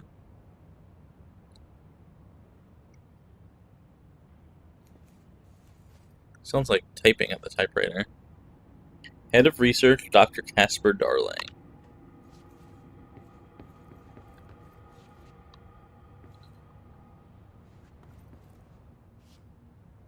Our Bureau at work. Director Zachariah Trench.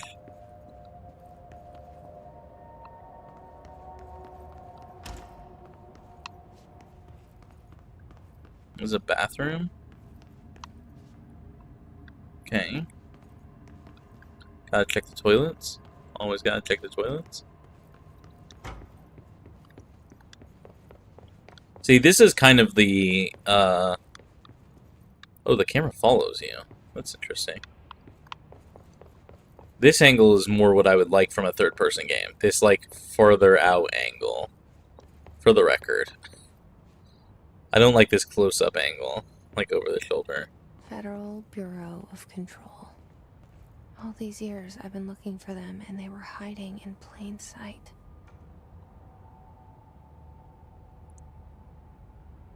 I wonder why she was looking for them. Also, why are they hiding? Is it not a public thing? Remember to wash your hands. Your hands can spread the mold. Is this not a public agency? That's exactly what I'm thinking. Hi, Jess. Hi. How are you? I hope you're doing well. I hope you're having a great day. I hope you're doing all right. And after Offkai, I'm at the beginning of this game because I spent like an hour and a half yapping about Offkai. Everyone, for the record, because it's very important that you all know, Jess has very beautiful eyes. So, if you ever meet Jess, make eye contact. because she has very pretty eyes. I'm surviving. Yeah, me too. Do I know about the SCP? I know about the SCP. Is this game like that? Office rules of conduct. Speak in moderate volume. No personal calls. No food or drink around bureau documents or in the copy room. No using photocopy for personal projects. Or the 3D printer. Or bureau stationery. For access badge at all times. No discussing confidential projects out loud. The one to finish the coffee pot makes a new one. Remember to wash your hands. Your hands can spread the mold. The FBC is not public. It's very specifically a secret project. Oh, interesting.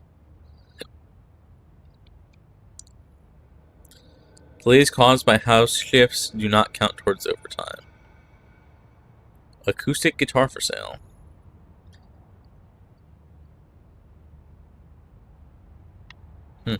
Okay. Why does this office not have a door? Oh, it has a door on the other side. Okay.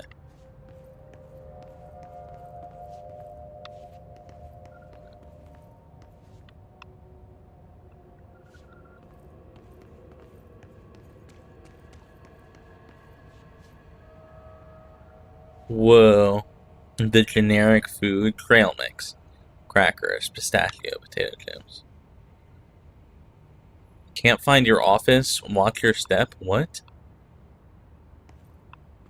What is that supposed to mean?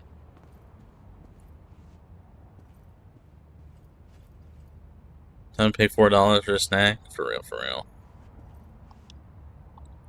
I don't like the press and hold. Can I toggle pressing to pick stuff up?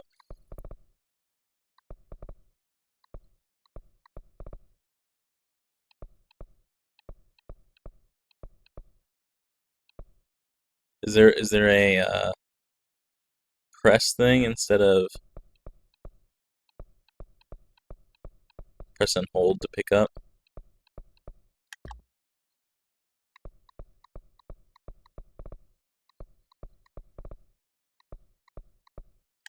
No. Okay. What did I just pick up? Collectible.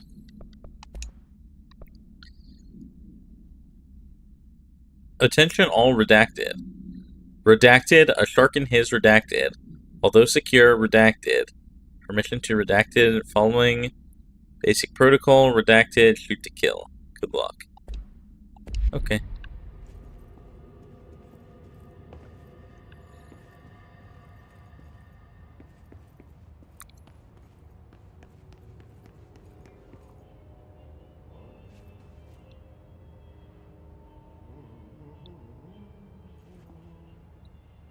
You guys hear that?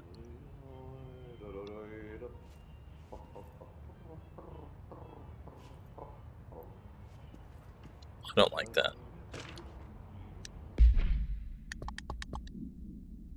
Who's just walking out and about? R4 reports reminder. As you all should know by now, the R4 reports are due by the end of the week. We're still waiting on them from a number of people. If you need an extension, please report r4.e to your supervisor. What is R4? Okay, whatever.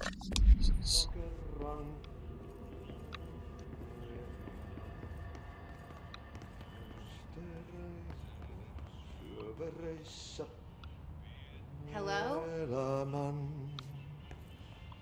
Oh, there's just a dude cleaning. It's the dude from the intro.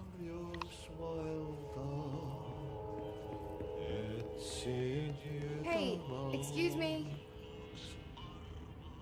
Oh, this game has like cutscenes. There you are. You are here about the job. Janitor's assistant. You need to go to the interview. Go that way to the elevator. Thanks. Elevator that way. Got it. Very good. I'm Ahti.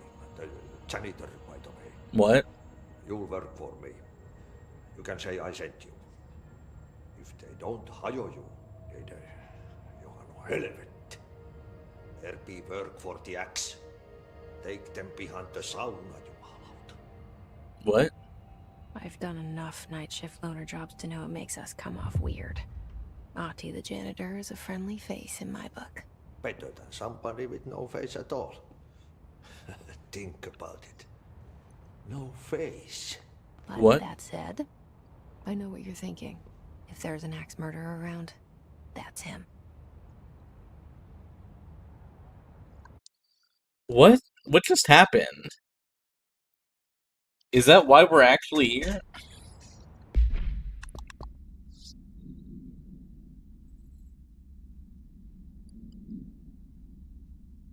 Okay, no. I guess not. Jesse Fodden arrives at the oldest house, the headquarters. The oldest house? So look for answers. Okay. To the mysteries of her childhood. It's so strange. Rengoku wants food. Fine. You have to wait a bit, bud. But this guy... Oh, I don't even know what language that guy was speaking. Also, this conference room does not have a door.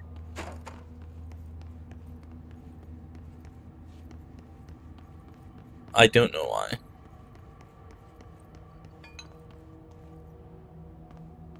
But we're not actually here for a night shift job, right? So... I don't know what Ati's talking about. Also, I gotta talk about this. We thought something to, like, the speaker. I don't know what it is. Jesse seems to be thinking to the speaker, not speaking, because her mouth doesn't move. But Ati replied to her thoughts to the player. I don't know if you guys caught that in that conversation, but that was the strangest thing in existence. That was a very, very strange interaction. Because that's not something that happens often in video games. Also, what?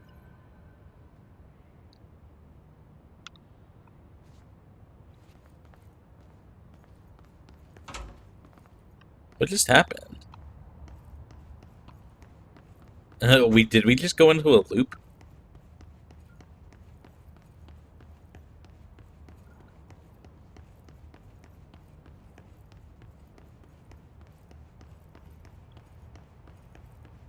Oh, I don't like this.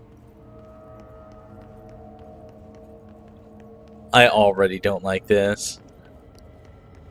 The security thing said building shifts. This is what they're talking about. That's also why the poster said, can't find your office.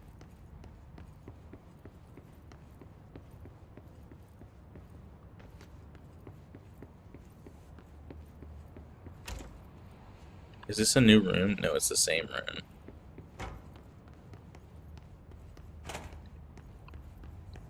See, it said multiple building shifts detected.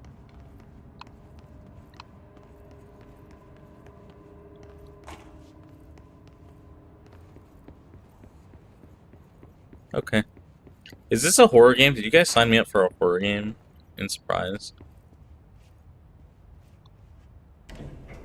The cell and the poster. I was 11 years old the first time I saw behind the poster. They told me I imagined it. I've been trying to pull it down ever since. Will you help? What? Not horror? Are you sure? Like, I'm already getting horror vibes.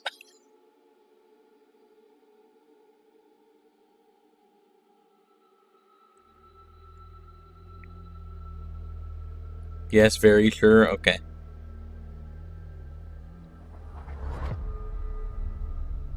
I think this game is still probably gonna spook me some.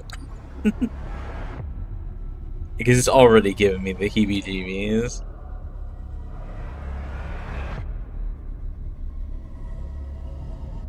It's okay, we're here with you. I have the lights on, so...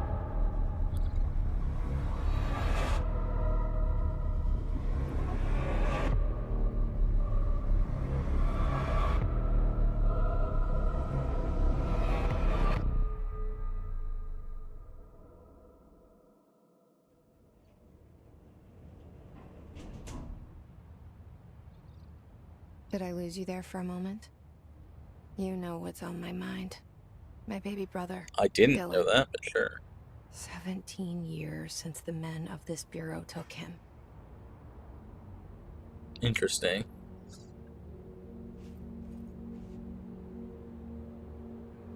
God, I hate this camera angle so much. I'm gonna complain about this the whole time, for the record. More generic stuff. Also, a water cooler also shouldn't be in this building, right? According to its own rules. Oh, okay. We're person 666 to enter the building for the rest. Like, this is security marks people going into the building. We're starting from the top. Are we?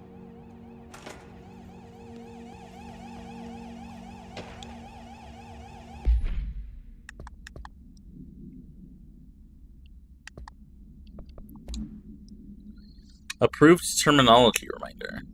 Reminder redrafting any public-facing materials while pending any notice of death related to the Willow AWE, please adhere to the following guidelines. Words, phrases to use. In service to his country, regret, proud/pride will be remembered. Words to phrases to avoid. Alaska, scissors, blood, bleed, loss, apology/sorry.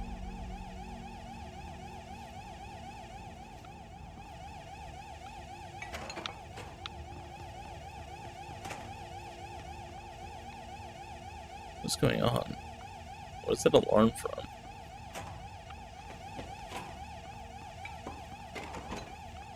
Also, we can bump into a lot of things.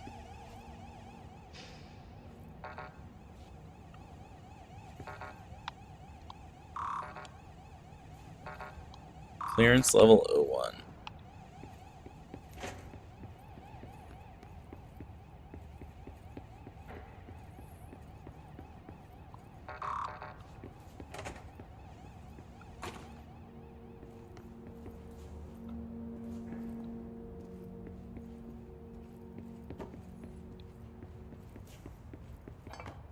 It's still all typewriters. They really don't want any technology in this building. Past, like, the 1980s, it feels like. There's the mailing system again. Central Executive.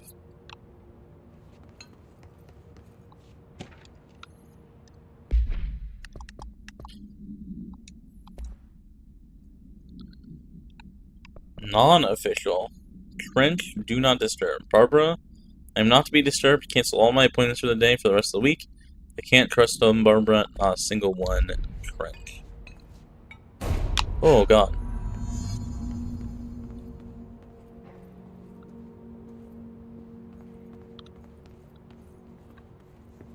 Are you sure this is definitely a horror game? I'm sorry. Wait, hold on. Before you go through that door? That door? Because I can't go through this door.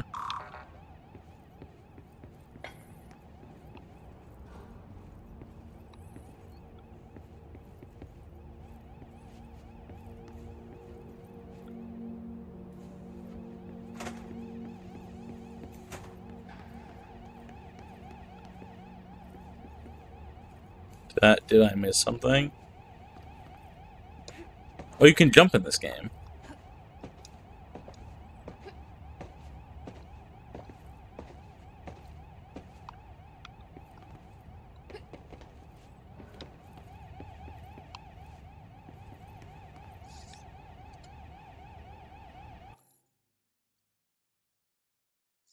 That's not what I meant to happen.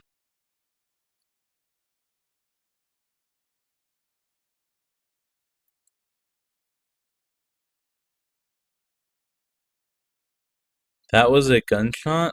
The guy just did the thing the cutscene does talk about a little about. What are you talking about? What?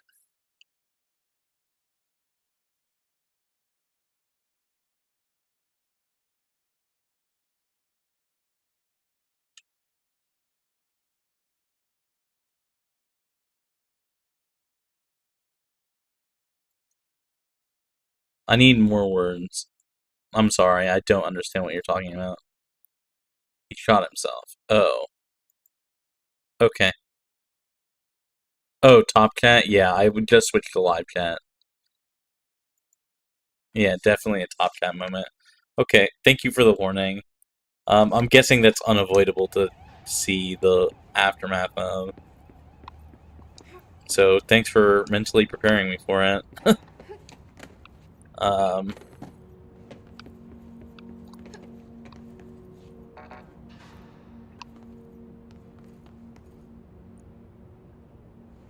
What cutscene? When did he...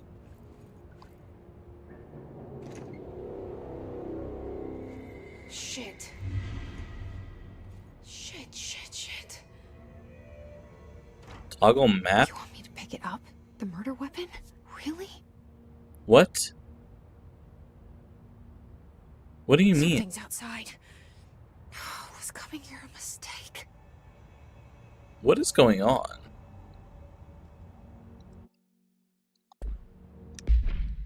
I'm kind of confused, I'm not gonna lie. Weapon mods. Why can't I see the weapon mods? Well, because I don't have the weapon yet? You can see, like, the fractal thing. It's, like, pointing at the gun. See how it's, like, circling at the gun, and whenever you move, it's, like... I wonder if she's not talking to the player, but she's talking to the fractal thing.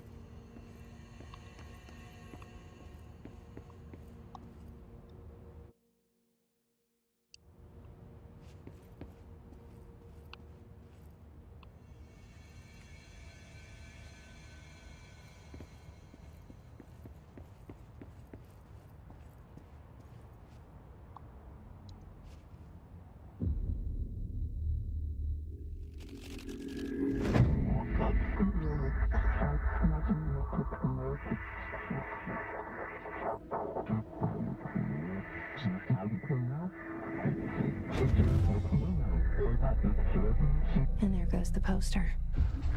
Objects of power can cause or be results of AWE's altered world events, intrusions upon the perceived reality. Now, the service weapon is, of course, a prime example of an OOP, a very powerful one. Ingrained in the Bureau's DNA, a key component in our prime candidate program. Come out of that Russian roulette a winner and you're it.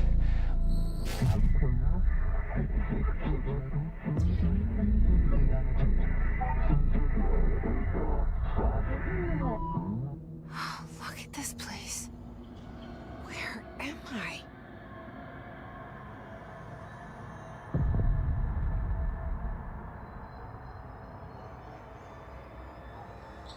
What the fuck is going on?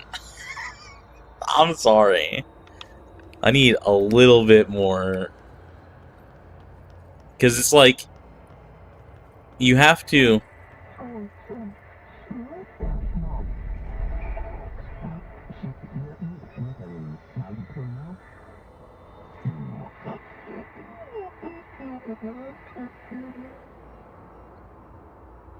So... The place... Okay, let me... No, I'm just gonna put this together. This... place, whatever you want to call it, as a, I guess, board of directors.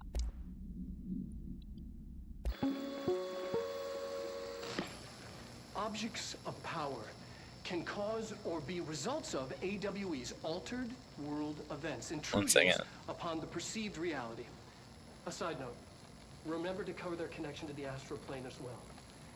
Now, the service weapon is, of course, a prime example of an OOP, a very powerful one.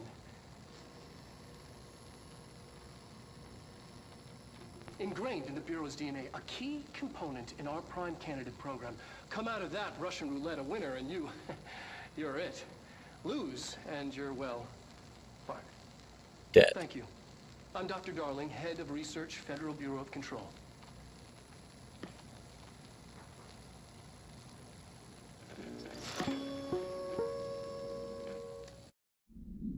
So, the weapon, right, because they said it was a gun slash sword slash intentionally left blank, can take the form of whatever, provided that you choose to wield it and be the prime candidate of some kind. Whatever that means. Okay, you can't climb that much.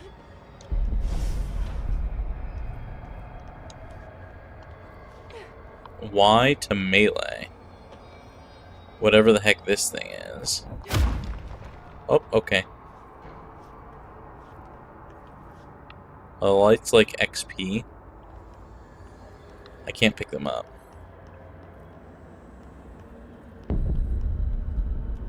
The same gun. The astral plane count. We're in the astral plane. The board is the pyramid thing. Control the gun slash house.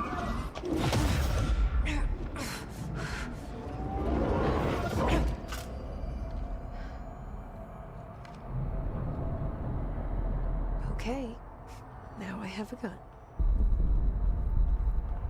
God, I hate third-person games. This kind of third-person. Destroy the copy's targets.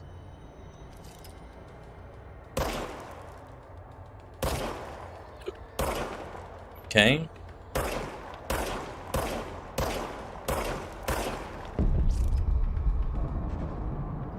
Oh, the gun has like a regeneration. Okay, so there's no reload.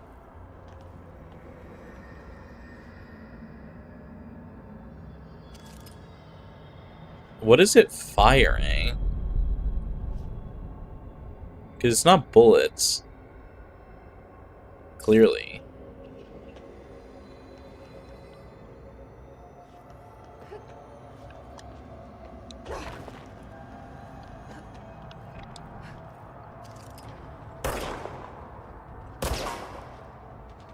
Do headshots do more damage? Yeah, they do. Slightly.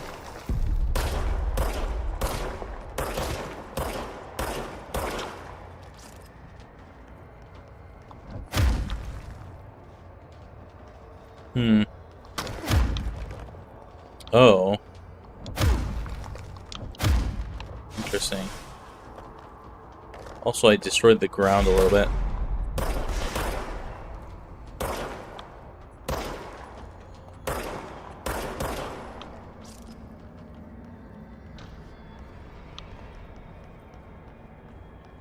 Enemies drop health elements when damaged. Is that this thing? These things are these health elements. They're blue like health.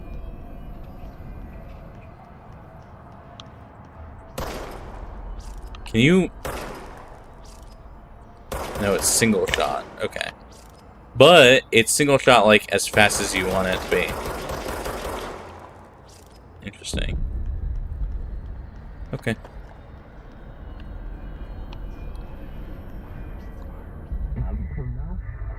You slash we wield the gun slash you. Congratulations, director. Something's coming. This threat. An attack. Duty as director. Keep the Bureau safe. Did you hear that? It's the dead man. Right after the pyramid spoke to me, and it was just noise, and I understood every word. And this gun's alive. You know what? I'm happy. Happy to be here. Why? Things have quieted down outside. Is it safe to go?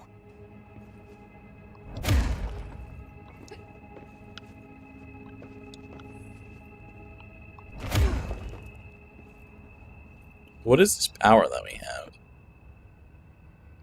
Because that's not a melee power. Okay, I can't. Grip. Level 1. Empty slot.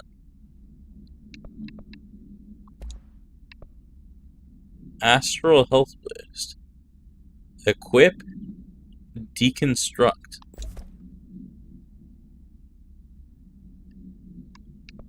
Can you unequip? Unequip.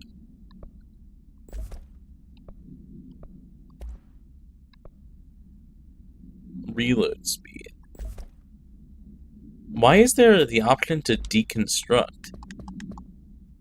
That's kind of strange. I'm not gonna lie. Congrats on your promotion, thank you. I'm now the director of the Bureau of Control. It's kind of strange that you can deconstruct things, because, like, that implies that you can also construct them. But this game is not like a construction game. You know, there's no crafting in this game. This game does not strike me as the type of game to be crafting.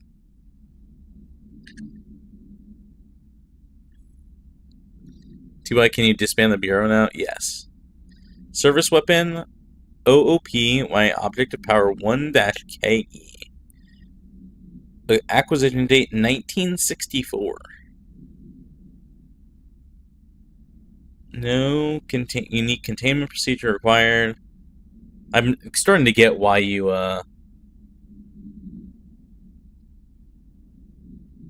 why you said it was...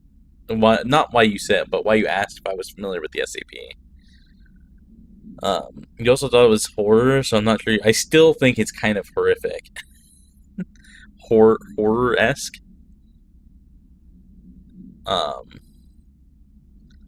So...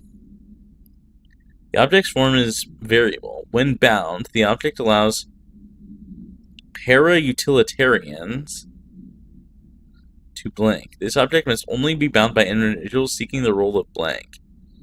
The object will determine whether blank. If rejected, the applicant is terminated. The process is dictated by blank.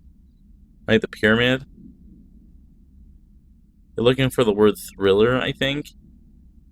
Thriller is a subcategory of horror to me. Though their criteria is unknown. Like, I have seen thrillers that are just horror movies. But, because the point is to keep you, to keep your adrenaline going. In both cases.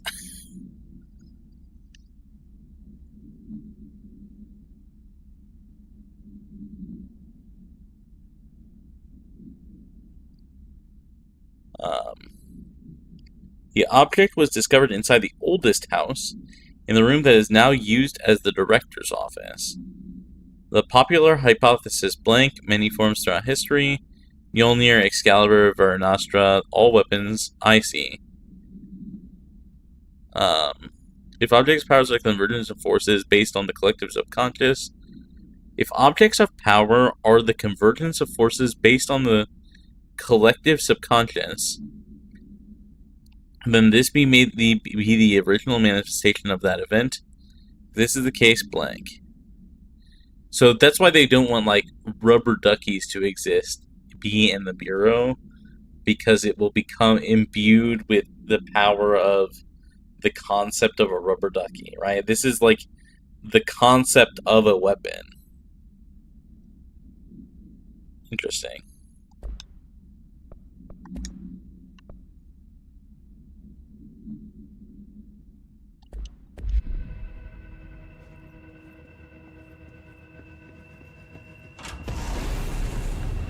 See, that's horror. That's horror right there. It's literally a jump scare.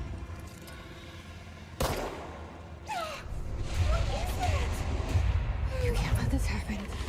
You can't let this happen. You can't let this happen. You can't let this happen. You can't let this happen. You can't let this happen. You can't let this happen.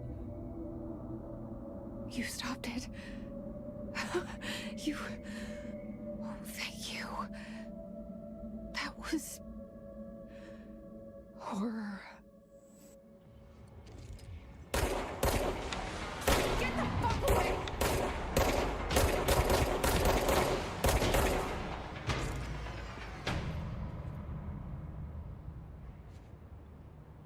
Okay.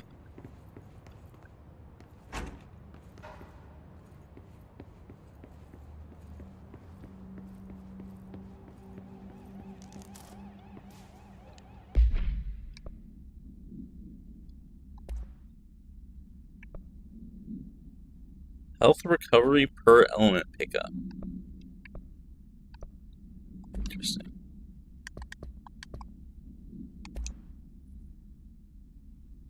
Hiss guard.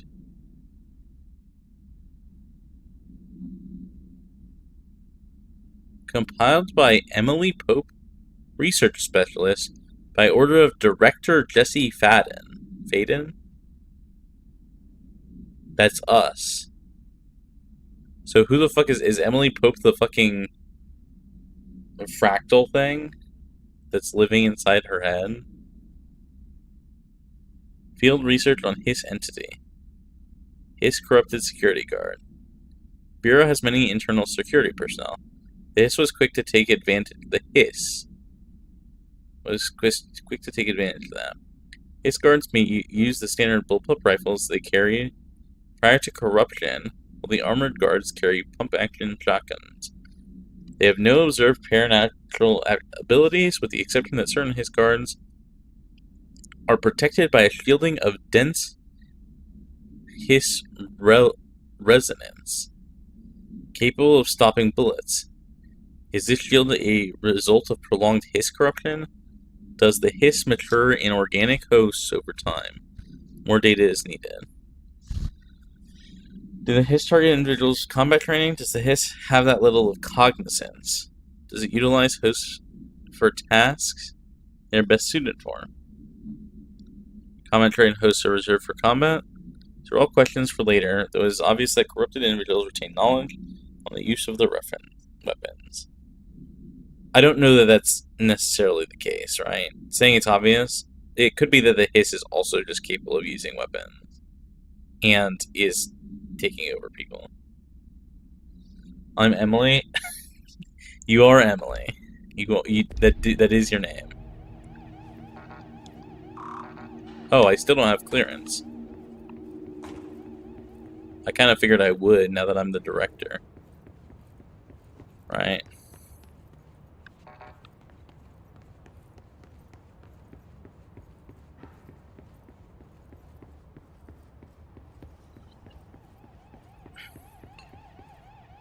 The elevator is no longer here. Excuse me.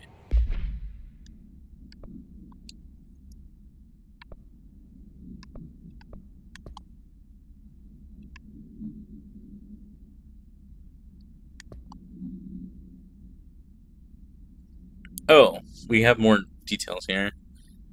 Guided into the building by the janitor Ati, Jesse finds Zachariah Trench, the director, shot dead. She picks up the pistol next to the body, is translocated to the astral plane. The strained board encourages her to buy the gun, an object power called the service weapon. She succeeds, and the board informs her that she is now the director.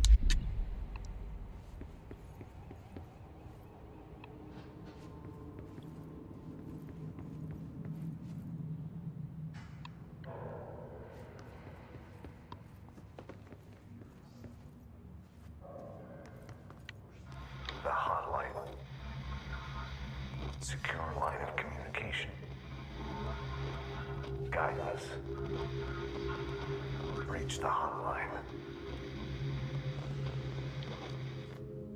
I don't think... The hotline, says the dead man. Okay. I don't know that the dead man is actually the dead man, right? It's probably like the board or someone talking through our perception of who's in charge here.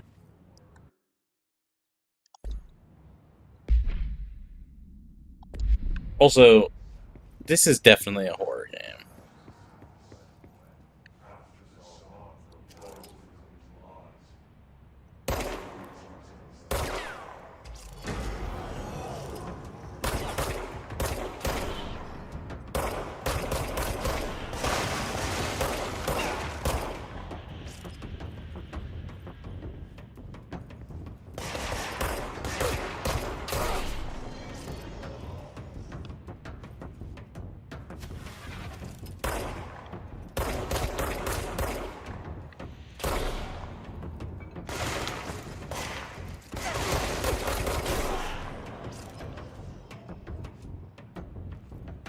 What is this smoke? Is it the hiss? And yeah, the blue things are health.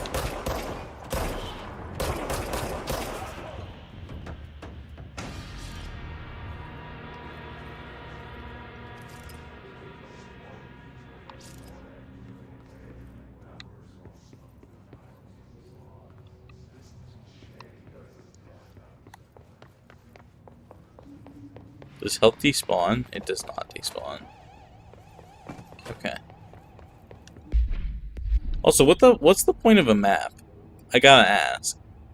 If the place changes all the time.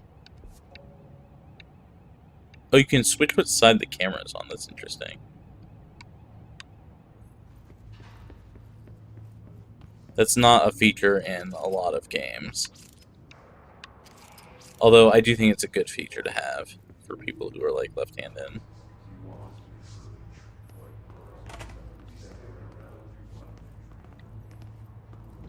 I wonder if this is the same bathroom or a different bathroom.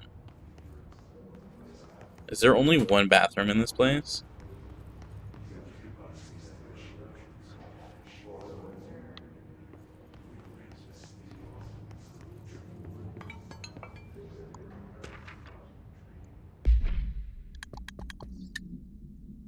Alright.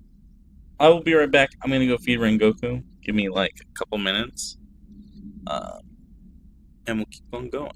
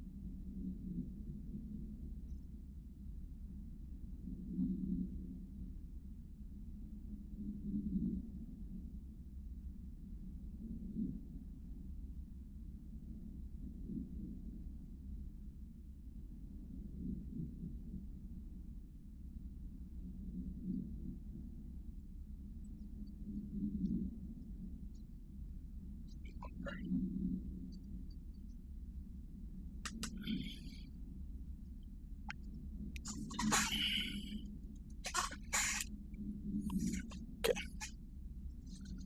The boy is eating.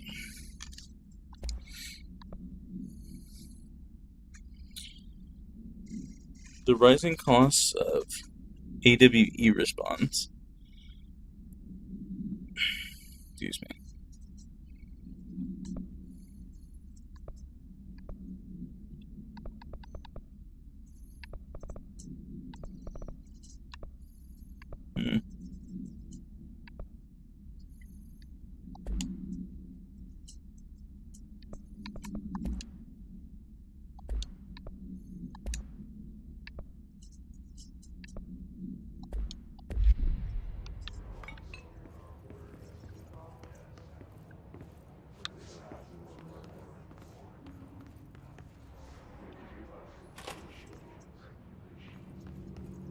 Like, I wonder if this is the same bathroom as the other bathroom that we just went in. This one? What if they're the same bathroom?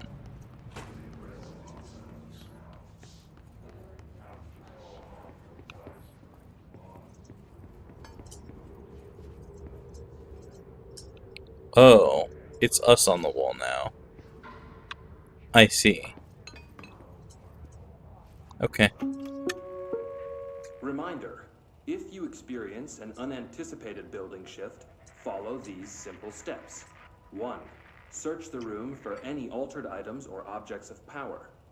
2. Carry the altered item or object of power to the nearest safe room. 3. Wait for Bureau staff to find you and the object. If there are no altered items or objects of power in the vicinity, then reach your supervisor via the nearest intercom and await further instructions. Thank you for your attention.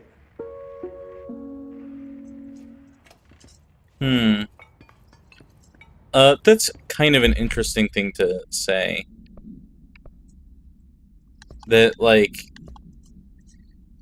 if they're like expecting people to handle objects of power, right?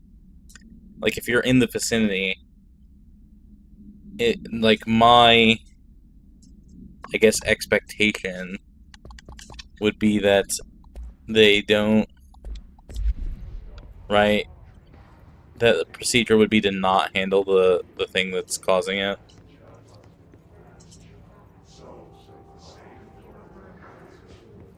Okay.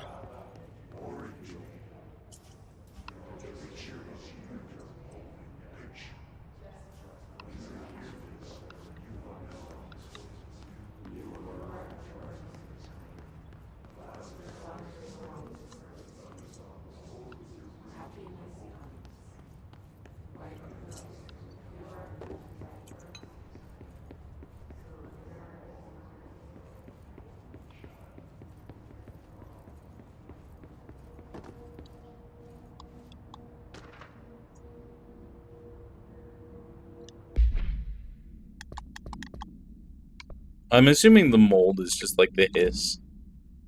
Right? Something along those lines. Dinner reservations at 7 p.m. at Chez Ombre. Wife will be there. We'll meet you there. Don't be late. Flowers are ready for you at lobby reception. Reminder, she is turning 46. Is this something you could be needing a reminder for? I don't like that. I'm gonna be honest.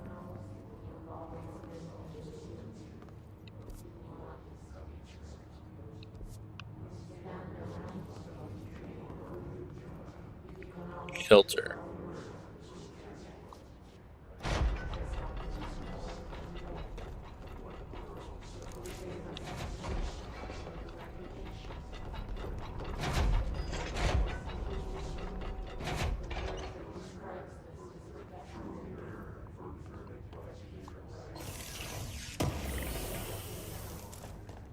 What? What was that?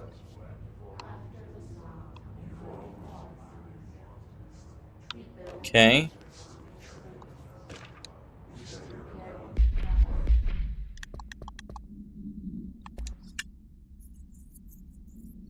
Marshall AWE investigations. From Marshall's eyes only.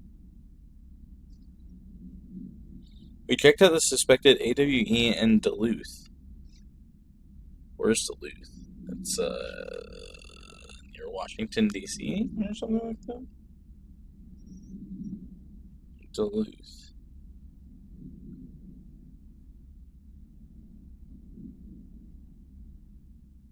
It's in Minnesota.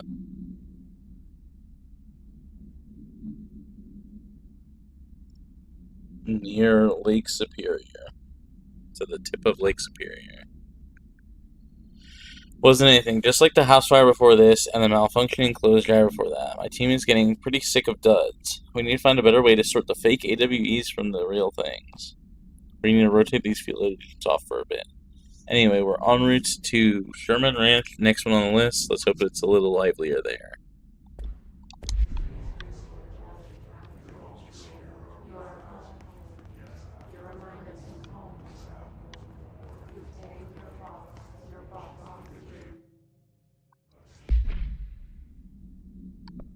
What did I get for opening the materials for opening this thing? Nothing popped up.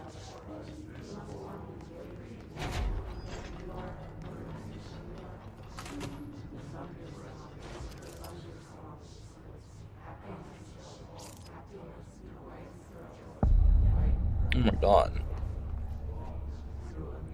I don't like...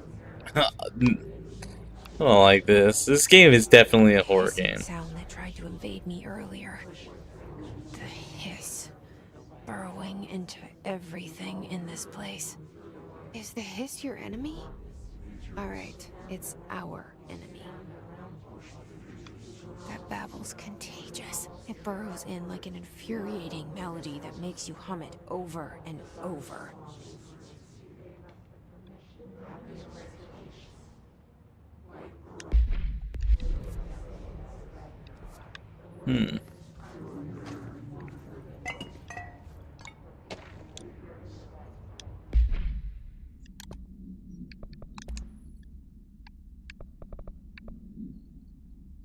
How to handle unscheduled visitors entering the lobby. Start with the following. Welcome to the Federal Bureau of Control, established in 1964 as part of an effort to strengthen government relations. We are proud to serve the United States and her people as we strive for transparency and excellence in all aspects of our esteemed nation's infrastructure.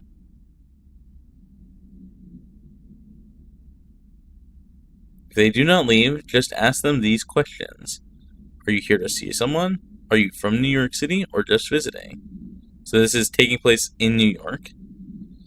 How did you find this place? If their answers are sufficiently harmless, explain that this is a secure federal office and that they'll need to leave. If their answers seem blank, escort them to a private room. There, perform the gunner's psychological assessment. If their responses are within the acceptable range of deviance, then blank them immediately. Reminder, there's no such thing as too suspicious. Okay.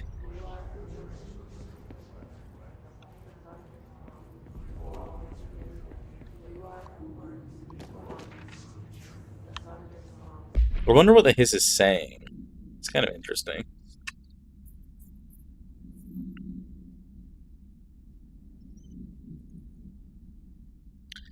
Yeah, sounds like the feds I know. So true, so true. Urban legends are believed to affect the creation of altered materials, but can also dictate the characteristics of an altered world event. Urban legends are understood as the modern evolution of Jung's archetypes. We recognize certain blank, informed by our own blank, and popularized by our media. We have additionally proven that urban legends can even be artificially blank in popular culture using blank. Our Bureau made an anthology television program. Once the seeds are sown, human imagination exacerbates the details. Certain paranatural phenomena contain clear elements of popularized folklore.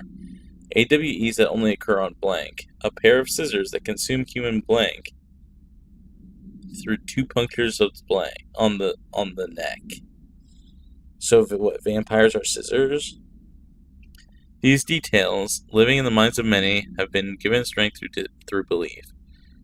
Urban legends are not just stories for children, they are paranatural realities waiting to happen. Refer to file blank for the forward part. That's an interesting concept, right? That things are created by belief in them.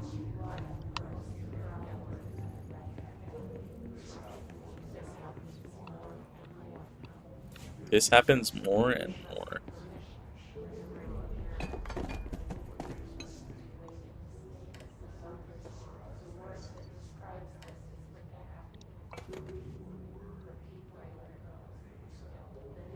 What did that do? Turn on the thing.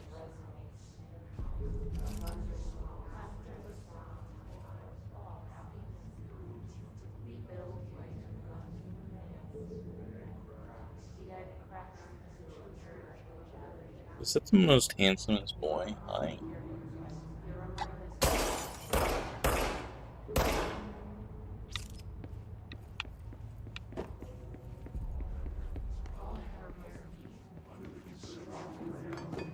Yeah, why is the board here? Boardroom. I see. Ow.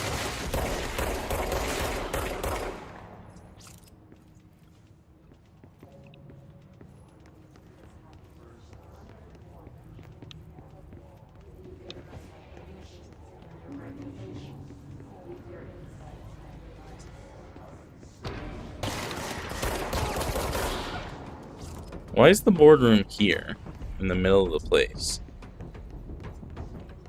So where are the stairs? Oh wait, we can jump in this game. I forgot about that. Do I want to jump down there?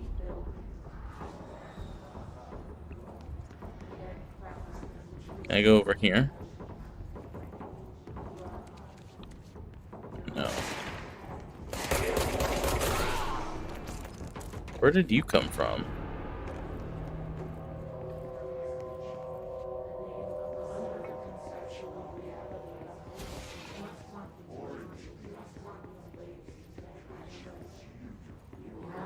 This game is definitely creepy. I don't like it.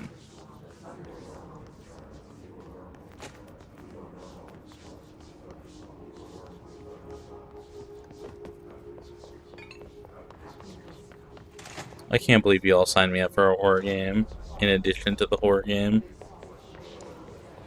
I assume I'm supposed to jump down here. Oh, I forgot I could do that.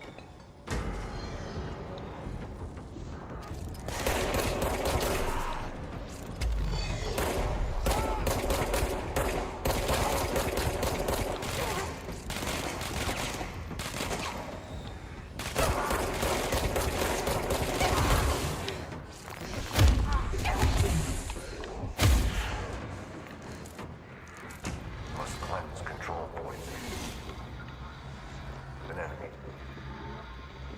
Corrupt. Spreading.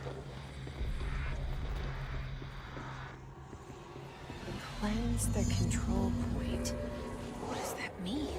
Help me fix it.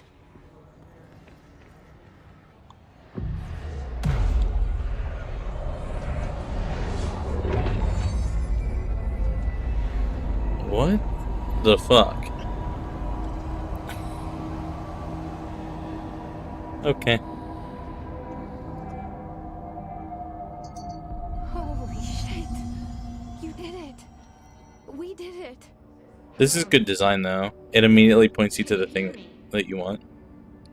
Are you with us? With the Bureau? Are you still sane? Okay, a couple things have happened just now. One, we cleansed the control point. That's great. On the pop-up it said that cleansing control points fully restores health. And if you die, you're teleported back here, which means there's respawn because the board recreates you, I guess. Which is interesting. Also, there's fast travel and fashion. Please, talk to me. We saw you deal with the compromised agents.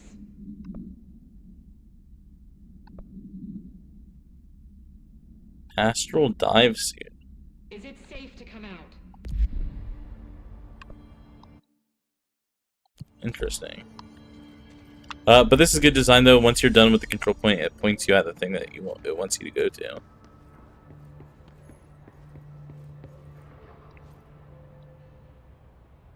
I can't tell you how happy I am to talk to somebody sane. The feeling's mutual. Yeah, I'm Pope, Emily Pope, Dr. Darling's assistant. My turn. Should I lie? Jesse Faden. I'm just visiting. I should have lied. Oh, shit. You're the new director. Hold on. We're coming out. How do they know that?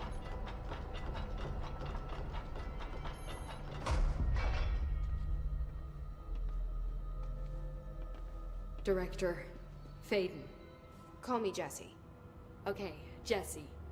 I'm Emily. Look, somehow this hostile force, this... Hiss? that works? Somehow the Hiss managed to infiltrate the building without any warning. And just like that, My name for it is official. The hiss. Like the sound of poison gas leaking in. We're in full lockdown. It seems to have spread everywhere and to everyone not protected by an HRA. And, extraordinarily, you. You are the director, and that makes you special by definition. Trench is no longer the director, obviously. I'm sorry, I'm talking too much. This whole situation is just a lot. Trench is dead. Shot. Ah. I found his body. And the gun. Do I tell her it looked like a suicide? The service weapon. Also, and this can sound crazy, but he keeps appearing to me, saying things. It's hard to make out, but he told me to cleanse the control point, push the hiss out. The whole room shifted around. You did that? And you entered the building when it was already in the lockdown before you became the new director? How? I'm not ready to tell her about you yet. A janitor let me in. I love it. This is fucking unbelievable. I can't even... Look, Jesse. I also have a million questions. And you probably have a million more. Like, do you know my brother Dylan? Not yet. But there's something I need to ask you to do first. If you can cleanse a control point, then you can maybe cure those infected or possessed by the hiss. Because if that's possible, our options are very different. Emily Pope. I don't know her, but I like her already. She's the opposite of the faceless agency I've blamed for what happened to me for so long. But I can't trust her yet. Or rather, the Bureau she's a part of. The Bureau that you're a part of now. I can try. I'm speaking for you, of course. We can try it together. What the fuck is going on? You with me?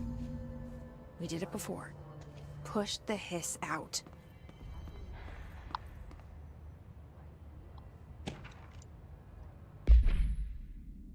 Control points. Control points are locations that the Bureau has identified as being vital junctures of the oldest house. When the appropriate harmonization devices are arranged around the control point in the blank arrangement, the surrounding area will not experience any unforeseen building shifts. These control points are discovered by blank detection of an unobstructed ping using the blank within a 37-foot radius. Numerous researchers have attempted to define control points, calling them nerve junctures, or blank, or vulnerable spots of the oldest house.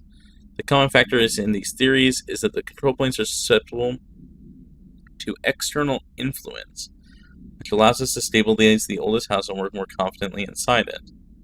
Theoretically, this technology could be extrapolated to stabilize the oldest house as a whole, but testing has found that certain parts of the building refuses to be blank. I gotta say, whoever started the Bureau,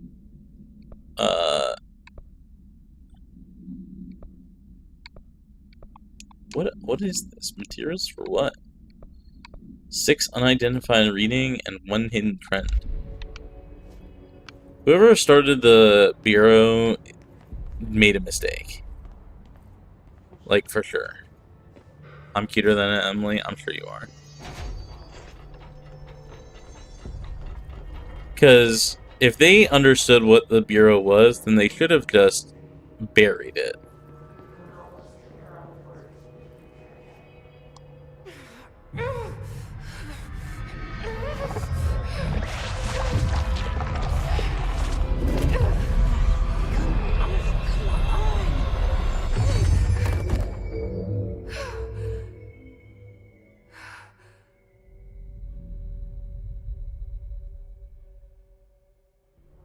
It didn't work. The hiss has burrowed too deep. Ripping it out rips them apart. Okay, we just murdered someone. Very cool. Over here.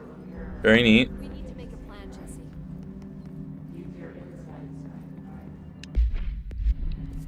That's very fun.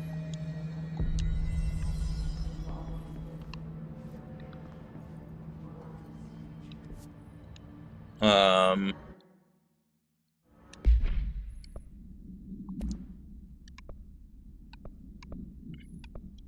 energy. Energy gained from headshots.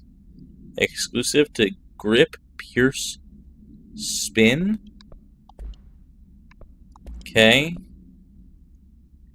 Energy recovery speed. What is energy?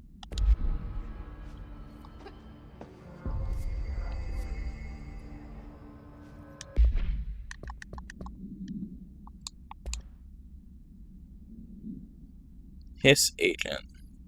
Hiss manifests in human hosts in numerous ways. Most common, at least intense form is seen in the many corrupted agents floating throughout the Bureau. The Hiss agents have maintained their human appearance, undergoing no obvious physical transformation. Most notable distinction from an unaffected human is the fact that they levitate. These Hiss have displayed no aggressive behavior. They only seem interested in vocalizing the strange incantation ad infinitum. Perhaps these vessels are only meant to propagate the Hiss corruption, like spores or Wi-Fi boosters. Or are they cocoons preparing to enter the next stage of their evolution? When attacked, Hiss agents disappear, perhaps entering a state of invisibility, or undergoing a transformation into a purely resonant form. Research is ongoing.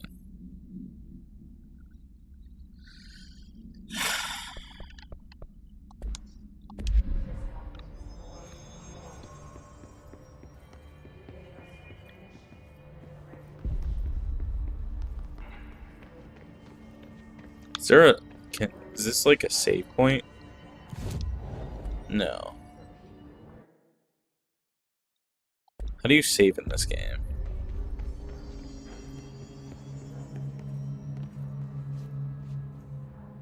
I can't cleanse them. I saw. It was worth a shot. Thank you, Director. Jesse. I'm gonna tell her why I'm here. I'll risk it. Listen, the Bureau was involved in an incident in my hometown, Ordinary. 17 years ago. It's a good name for a Bureau town. came in and covered the whole thing up. I've been looking for this place for a long time. That's enough. Maybe that's too much already. I can't tell her about Dylan and the rest yet. I've seen mentions of an Altered World event case dealing with Ordinary. You were at Ground Zero as a child?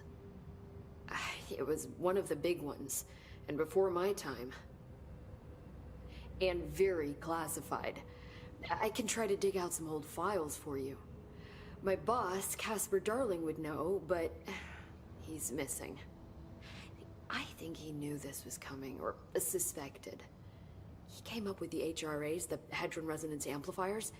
I think they're what saved us. Or a few of us. And Director Trench would know. Trench? The ghost, or whatever he is.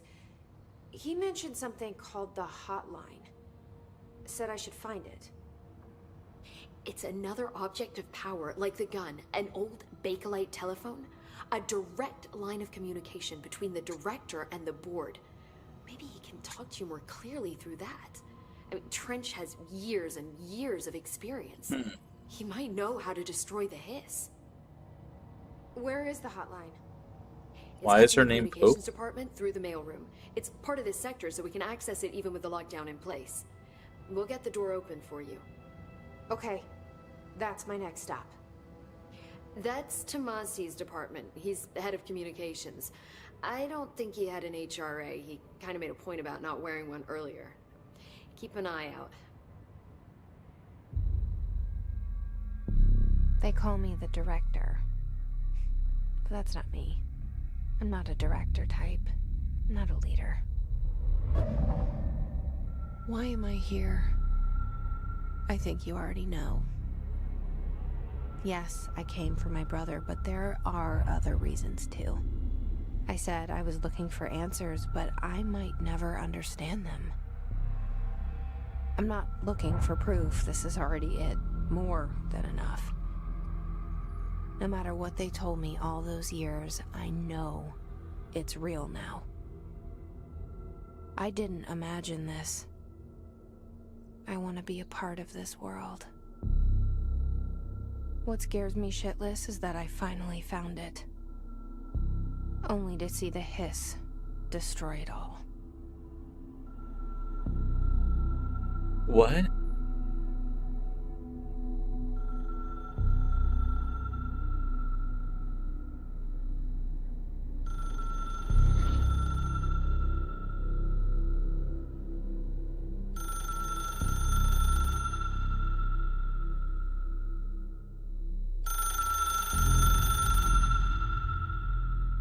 Look, I know this is all new to you, so don't hesitate to ask me anything you want to know. There are no stupid questions.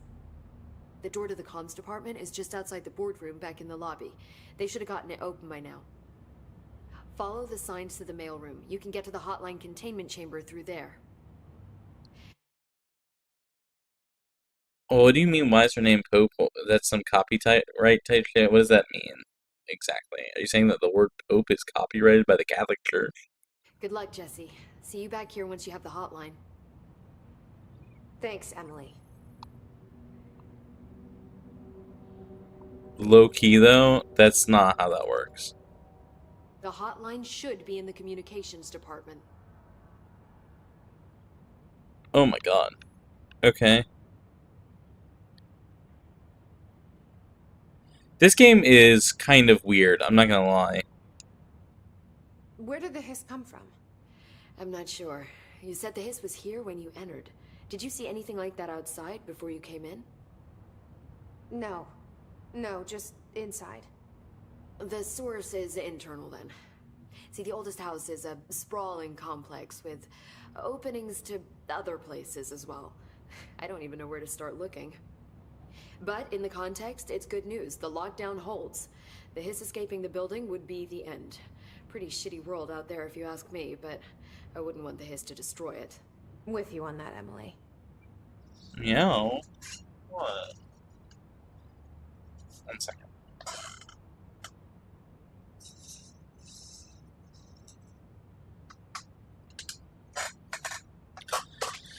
Yeah, I'm not gonna lie, I kind of expected the game to be kind of like the beginning, right? With like action elements.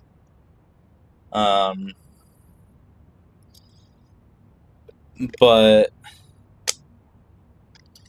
this game feels like it has too many systems for itself.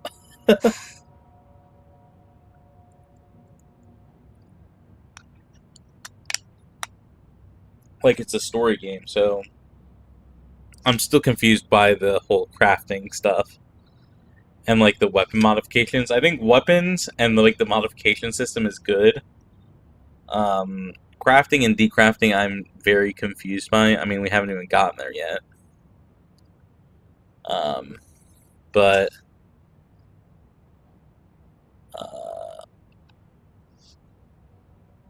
I guess we'll see. It's pretty interesting, though. The premise is not really what I thought either. I mean, it make more sense as you go further in the game. I mean, yeah, obviously, once we get like there, I'm sure I will understand it more.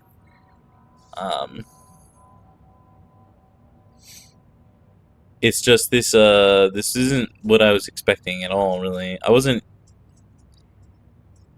I guess I was in my head. I was expecting more.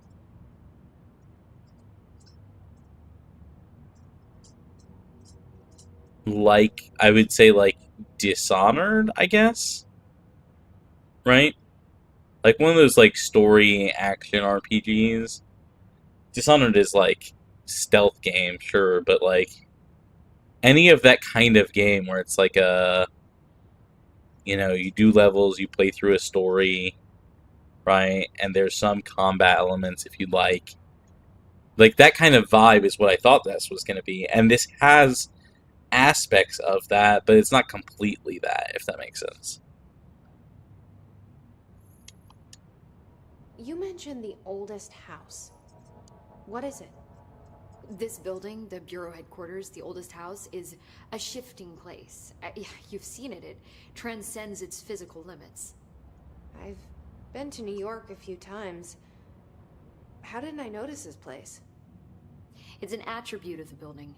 This is a place of power. The oldest house doesn't like attention, so unless you're purposely trying to find it, you don't, which is perfect for us. The work we do here is essential, but unstable. The Bureau prefers not to be noticed. And we need strong walls to make sure nothing gets out. So without you, I never would have found the front door. Okay. He said it's a place of power. Now, if the game is establishing that objects of power, like the gun, right, the weapon, the service weapon, are things that could be historical, legendary things manifested in reality, right? Like Mjolnir, right, is the weapon. Then what is the oldest house from, like, legend? This Trench guy. I keep hearing him in my head. Is he a ghost? Haunting me? I doubt we're talking about a ghost in the traditional sense, but an echo maybe. See, if he was killed by the service weapon, your gun, maybe it's his final thoughts recorded by the bullet in his brain, like a deep space probe sending back data. But that's just a hypothesis on my part. I'd need the gun to research it. But you better hold on to that given the circumstances. I think I will. Yeah. Doesn't have to be necessarily something from legend, but yeah, I mean, of course. But I'm just thinking of, like, you know, it's called the oldest house for a reason. I'm imagining that it probably has some lore to its origin, some correlation to something. Can you tell me what an object of power is exactly? This is all, well, new to me. Don't worry, I love going over the basics. So objects of power are mundane objects that house paranatural energies and have developed a link to the astral plane and can thus be controlled, which is what differentiates them from altered items, which are still housings of paranatural forces, but are more volatile and cannot be bound in the peri-utilitarian sense. Got it? Did she memorize this? Yes. Got it. Thanks.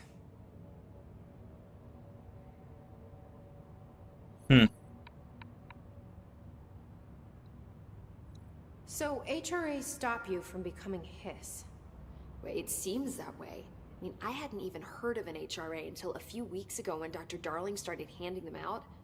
Well, I began analyzing mine as soon as I got it. I mean, each one seems to emit a powerful short-range frequency way beyond anything I've ever seen. Way beyond in what sense? Doesn't the timing seem suspicious? I thought that too. Dr. Darling usually likes to unveil his latest breakthrough in big presentations.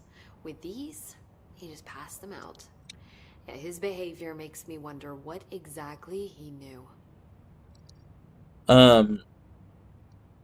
When they say powerful shortwave frequencies, does that mean in terms of volume, in terms of frequency, like high frequency noises, low frequency noises? Like, it doesn't sound like it's emitting constantly.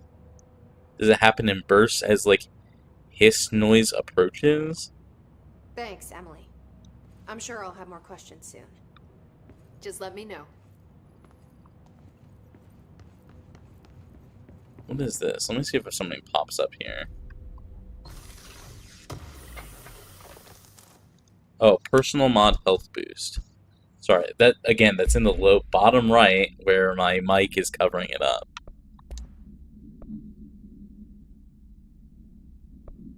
So this is health boost, but less. Interesting. And we got house memory.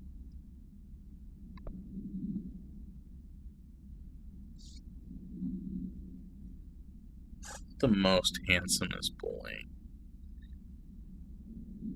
Um, Jesse is attacked by the Hiss, a hostile force that possesses the Bureau agents. She avoids corruption and rescues a handful of uncorrupted agents, including Emily Pope, who briefs her on the situation. The Hiss has invaded the Bureau and its staff, taking control of anyone who wasn't wearing an HRA device capable of protecting against the corruption. Me? No, Rengoku. What? I'm so happy to be back and, like, able to pet him. I missed him. Emily instructs Jesse to find the hotline, an object of power in the form of an old telephone, to understand the messages from the dead director trying to communicate with her. They hope he can provide insight into the Hiss invasion.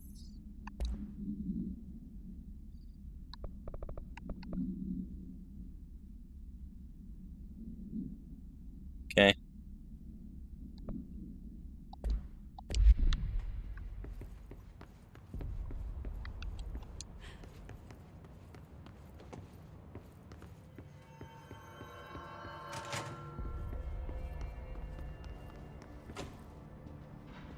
Well, these guys are wearing them.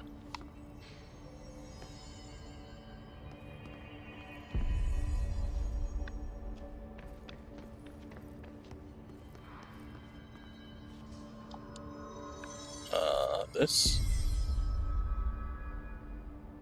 Oh, we need to, like, go way over there.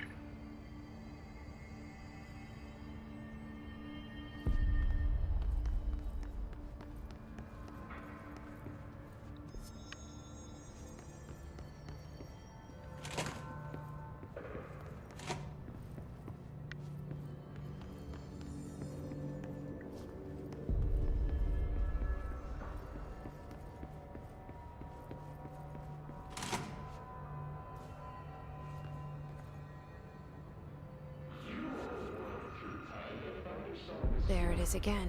Our welcome message.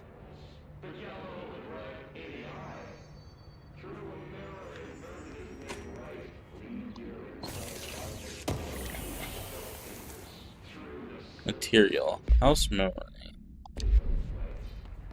This game, I would say, is closer, because I thought it was going to be, like,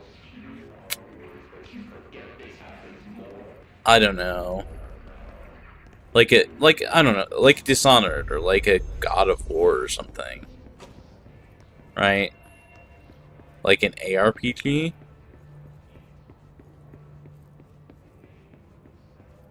Which it kind of is, but it's more closer to, like,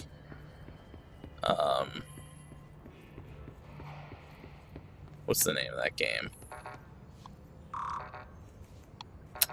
The Star Wars game?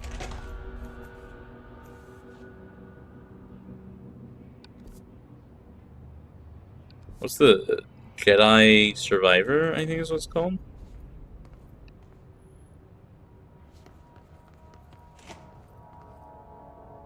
The Fallen Order one? Yeah, yeah. Jedi Fallen Order, is that what it's called? Fallen Order and Survivor. Yeah, I've only played the first one of those two. Also, I appreciate that there's a jukebox in containment here. It's very funny.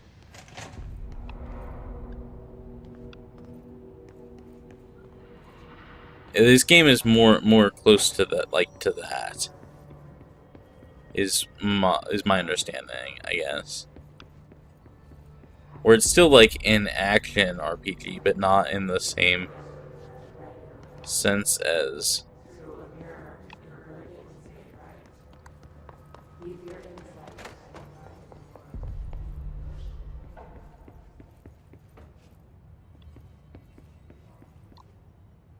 like Dishonored.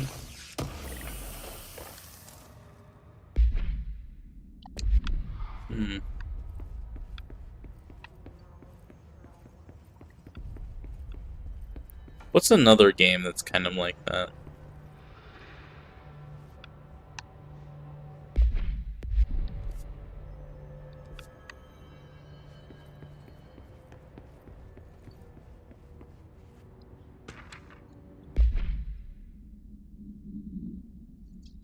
The oldest house imposes certain limitations on our bureau, but by far the most restrictive is the inability to use certain technological instruments.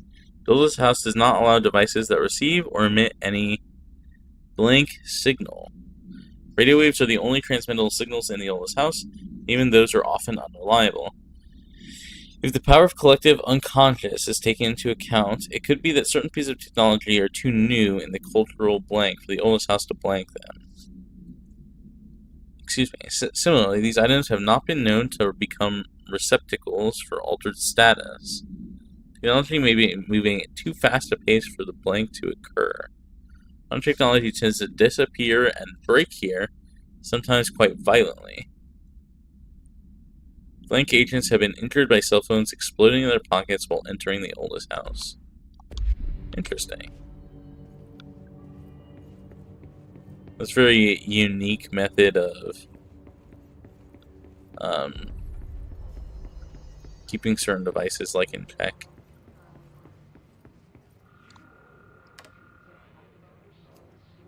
What does that do?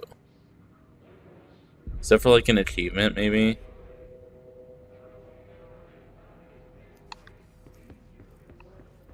It's probably for like an achievement.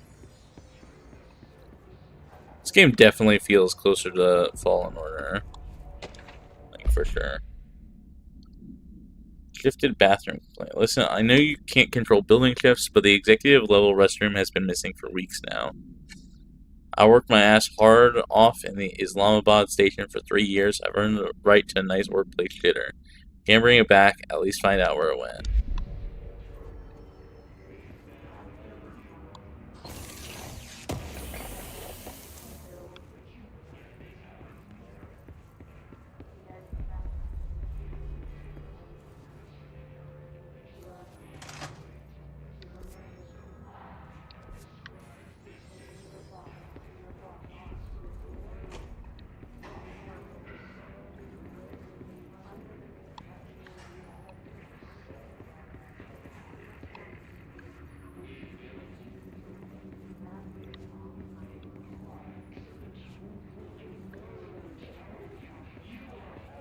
Why is this room empty?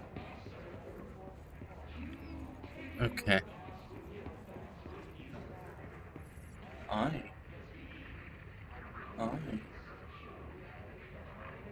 You like getting pin scratches? Yeah. He looks so happy.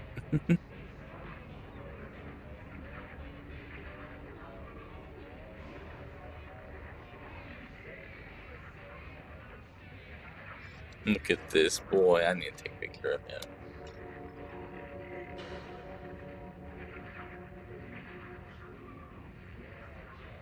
He's so lucky. Yeah. He's like watching me play the game, almost. Which is kind of unusual. Usually he's facing away. Now he's like looking at the computer.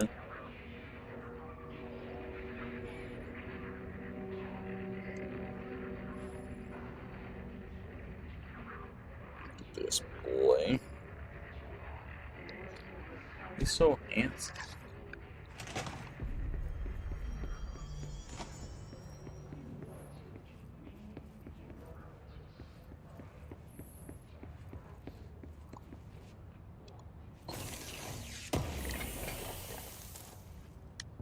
Shatter projectile choke.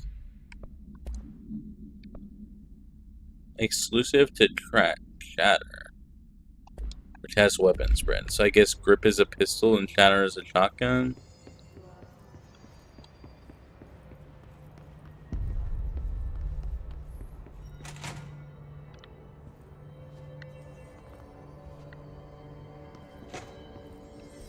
Okay. I guess we continue on for now.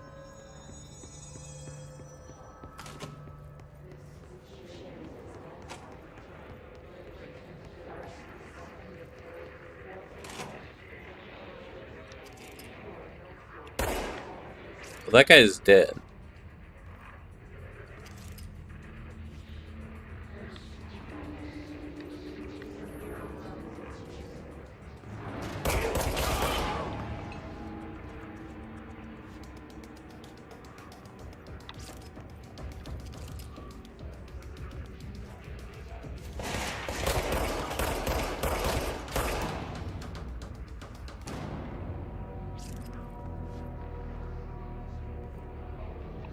Why is that guy dead?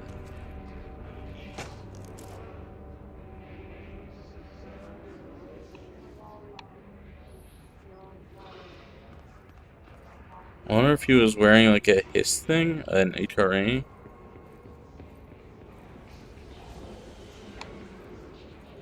This guy's not wearing an HRA. So why is he dead but not hiss? I guess is the question.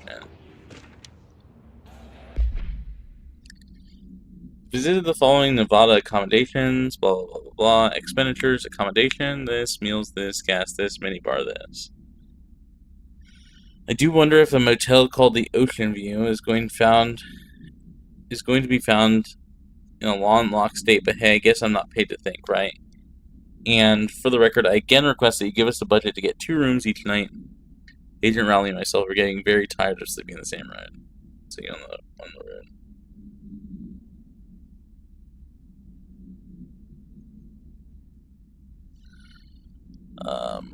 The boys in research said performing rituals may help identify places of power. Drinking those little whiskeys is my ritual.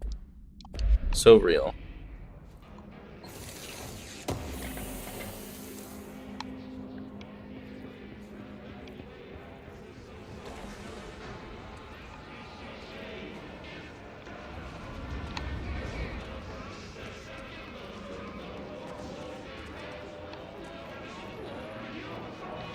Dude, I don't really like how creepy this game is. I'm not gonna lie.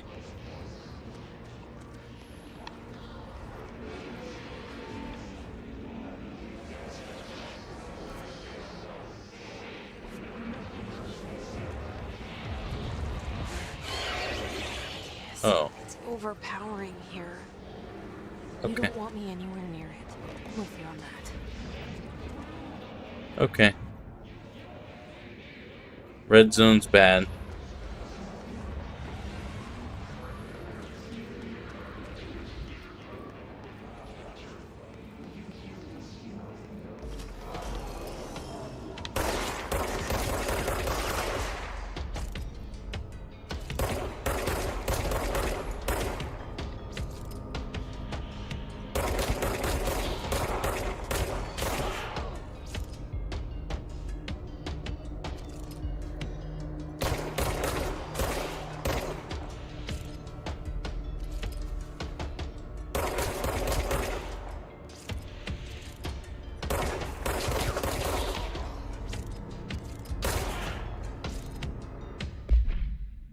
Hiss barrier.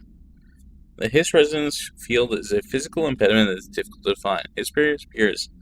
Ways to impede, escape, or access by Bureau personnel. 2 methods have been discovered for lowering them. 1. Destroy the multiple concentrated hiss sources in the vicinity. Destroy the hiss entities in the vicinity. Resonance fields seem to require support for their size and density from other non-connected sources of hiss resonance. Okay. Does the distinction make any difference?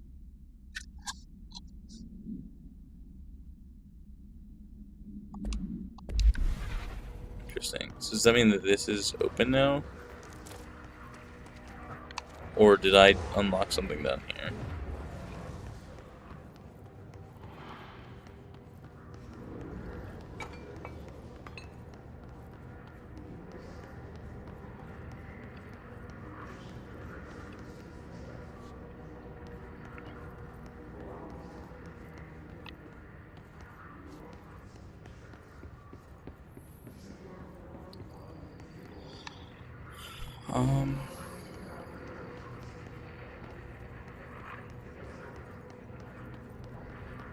Okay.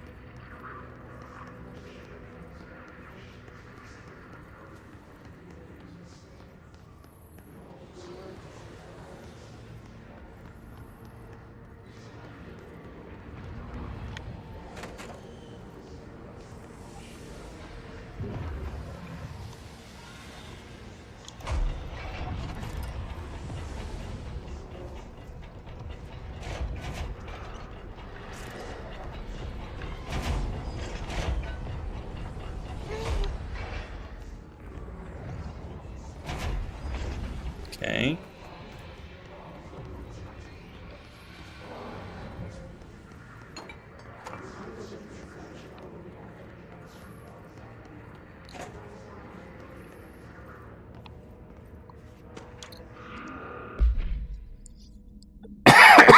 Excuse me.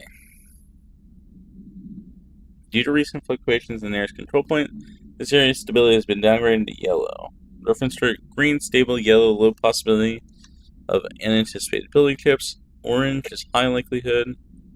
Red is frequent. Toscaroo for a cough? You just want me to be sick? Here's the men's bathroom.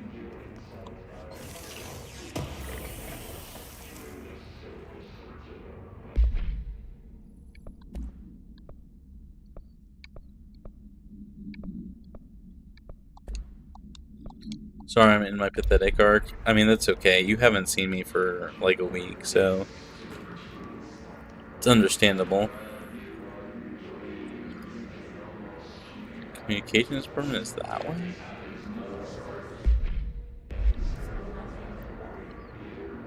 Are we going to the left? Pretty sure it's been longer. Has it?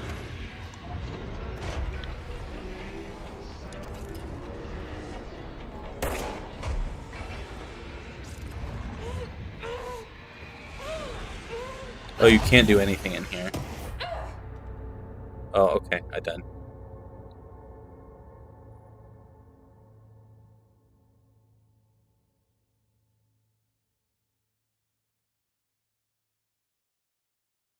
Deathless run is over, guys.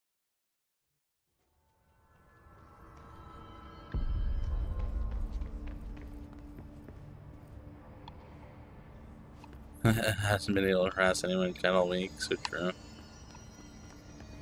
I never harass people. Okay, this begs the question, do people respawn if you die? There it is again. Our welcome. Oh, it starts over. There's no okay.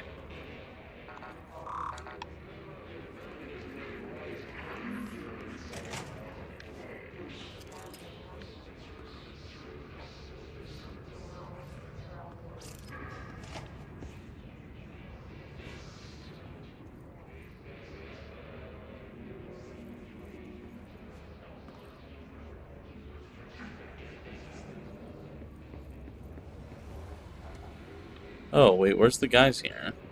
Do I need to collect this stuff anymore? Doesn't seem to be the case.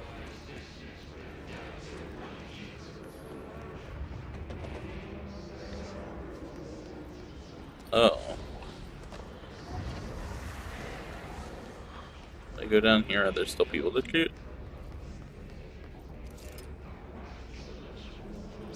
There aren't. That's weird. Oh, this is open now.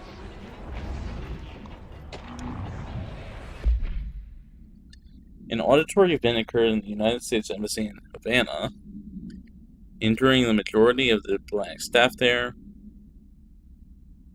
On the same day as the event, it was reported through federal channels, but were too late to witness the AWE. Reported to have been blank. Staff experienced sudden intense vibrations and noise, accompanied by an intense pressure on the ears. This lasted for blank minutes. No visual phenomenon was witnessed. The scene was cordoned off, and the Formula I-9 was recited in the vicinity. A single cowboy boot began to vibrate, identifying it as an altered item. Interesting.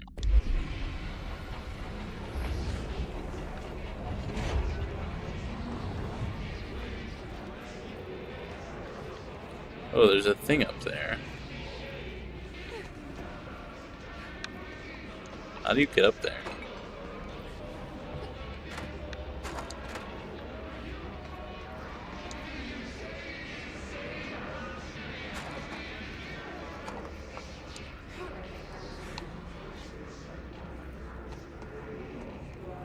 Oh, it should not have shown me something up there. We're gonna try to get up there for like 20 minutes.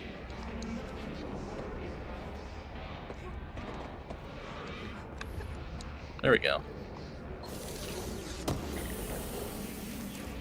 That definitely did not look intended.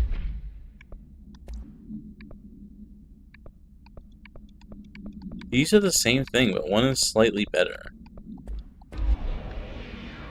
why.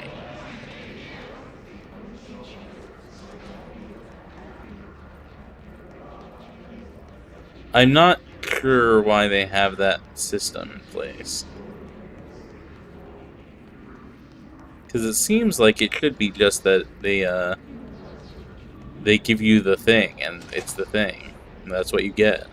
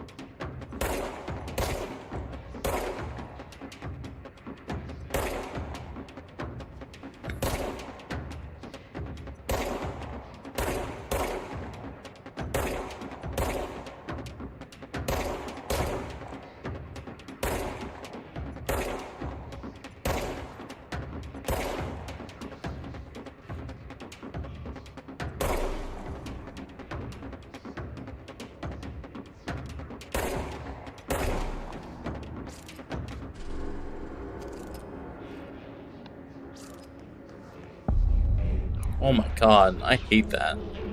They gotta stop with the giant letters in front of my face thing.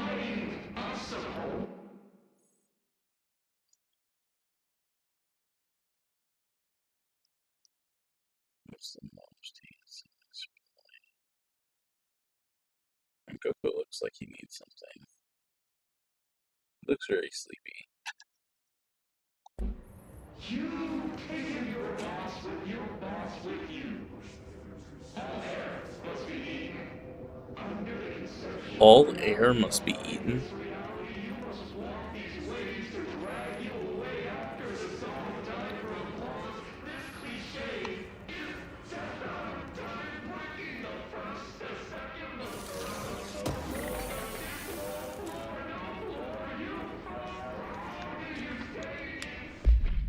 Singing fish. Dead letters. Mr.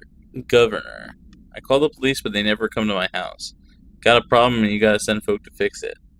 I got my wife one of them singing fish on the walls. It's not a real fish. It sings when you hit a button, but it's got the devil in it. It flies around at night and sings devil songs.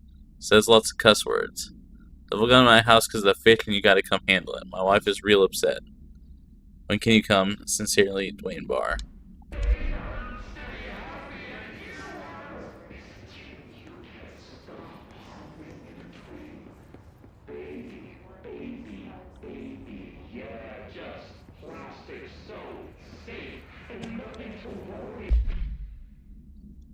Greetings, Director Trench. I'd like to thank you for approving my request for the Dead Letters Archive. Cataloging the Bureau's collection of delinquent mail will provide an extremely handy database that research teams can use to search for any connections related topics found among the letters. Aside from the more functional purposes, the archive will allow us to preserve these windows into authentic human encounters with the paranatural world. The letters came to us from various places and times, gathered by the Postal Service as undeliverable. The Bureau is the perfect home for them. I realize not all letters contain accounts of genuine paranatural events, but even the erroneous ones allow us insight into how the unknown is perceived by real people. Of course, I will first compile a system to allow us to analyze letters for any information or suspected connections to AWEs and other altered materials.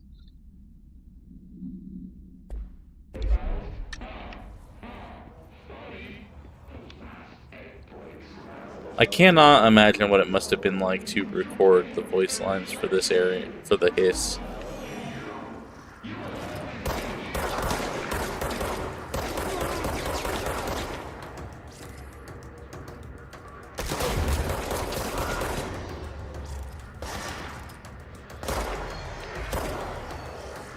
Oh, they just like generate people.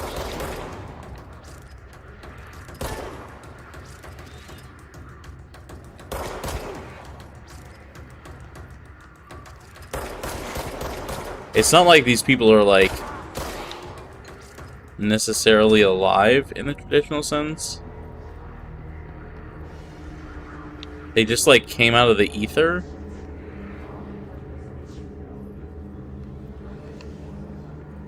They just generated. Rather than, like, came alive at the behest of the hiss.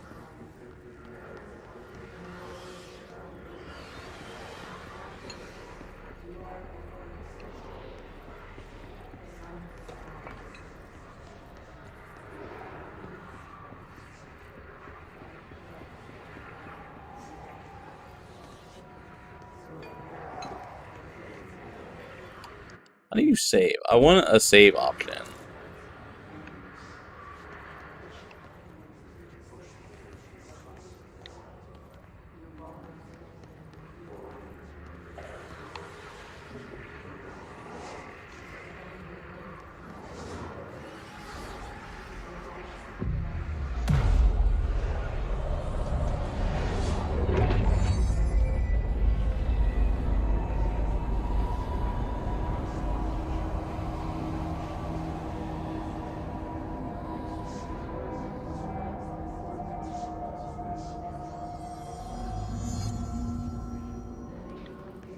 There you go. Yeah, I just want the option to save.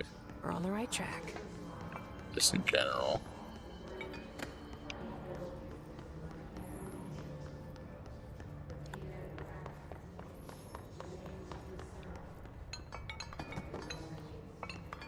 Like saving before a boss fight kind of vibe.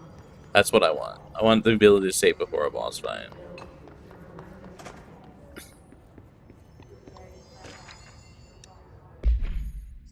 Hello, avid readers. The Bureau Book Brunch will convene at the usual spot in the corner of the table of cafeteria at 5 p.m. on Tuesday. Currently discussing Unless You by J.D. Brooks. I want to get the reviews to be my Monday before lunch so I can generate some conversation starters before the meeting. Happy reading.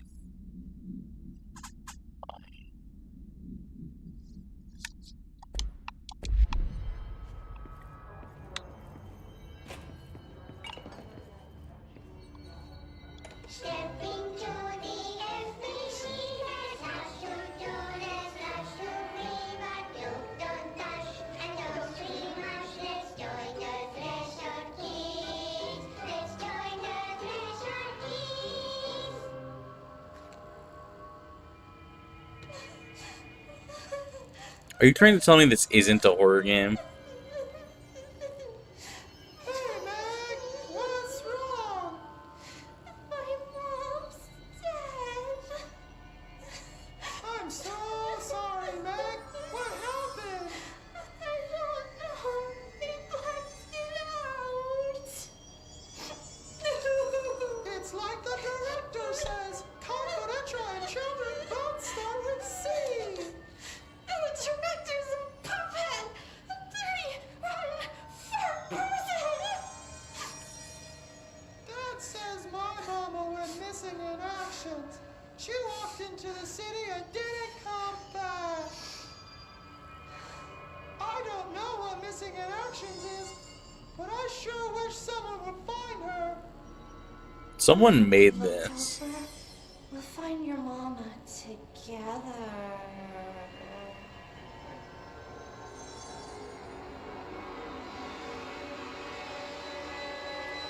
You're telling me this isn't a horror game? Come on now.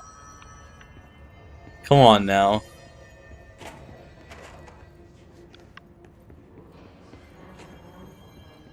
Nah.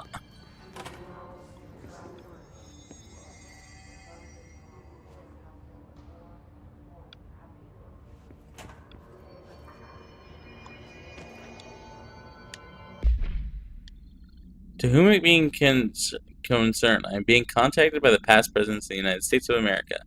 They appear as spirit guides, giving me their wisdom.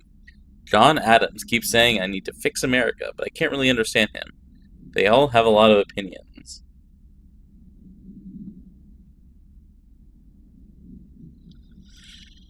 People tell me I'm imagining it, but Theodore Roosevelt showed me how to fix my lawnmower, and I don't know a thing about lawnmowers. Explain that. I have great dead men telling me about the past and the present. If you'd like me to use my abilities to help run the government, please let me know. I know the White House could use me. I'm good. We're not watching any more Threshold Kids. I'm sorry.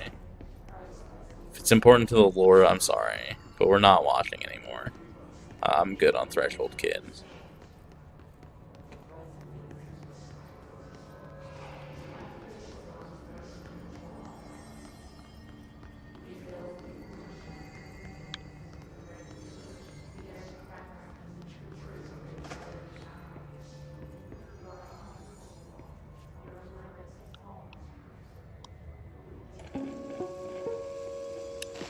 Just look at it. What is this angle? Capable of storing Jesus. a whopping 80 kilobytes. Stolen by our friends at the CIA, the disk held the launch codes to Soviet nukes. This is the worst This is angle not the for a disk, of TV course, show. but one exactly like it. A perfect fusion of concepts vibrating in the Cold War era collective unconscious. A receptacle. It is a receptacle for dangerous energies to hone in on. And they did. We don't have the details, but when things started flying around the disk, it was transferred to us. It's an object of power. OOP. Oops. Oh, and it can launch things telekinetically through the air. To date, we've launched maybe 3 dozen pencils. And once, we even launched a cup.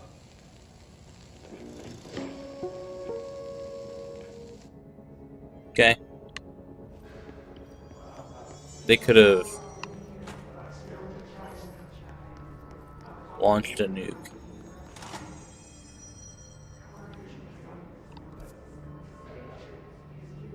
Communications department. Why can't I look at different levels of the map? That's really what I need, is to look at different levels of the map.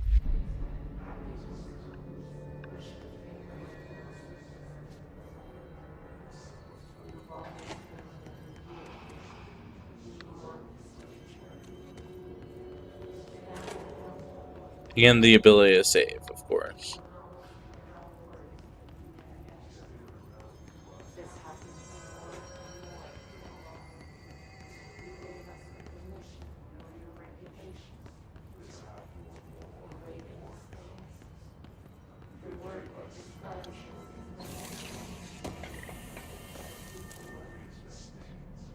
Internet usage rules.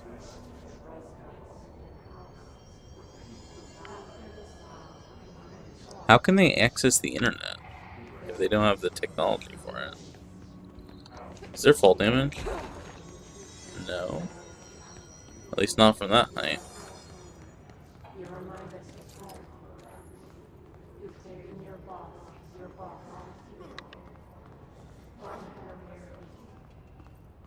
What?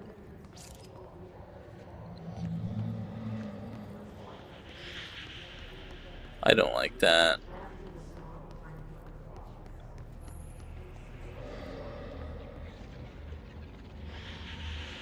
Okay. An object of power. Looks like the Hiss have latched onto it. We need to cleanse it.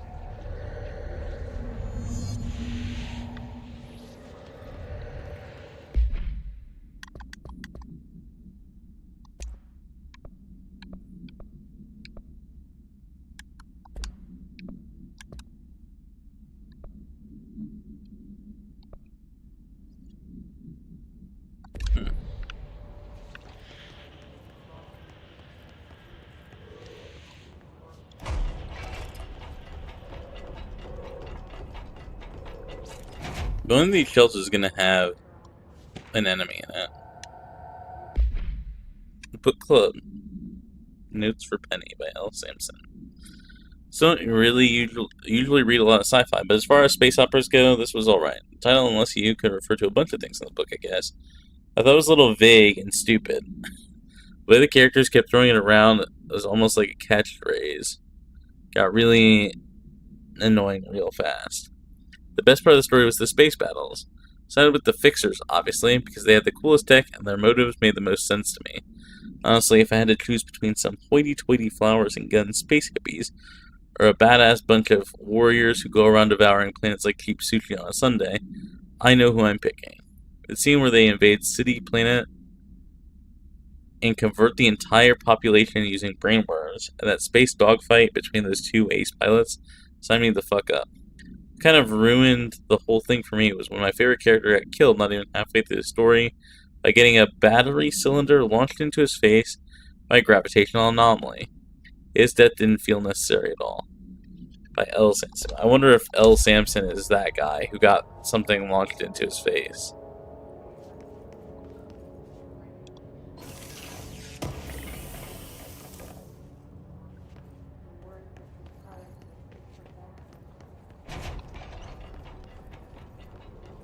Hello, are you L. Samson?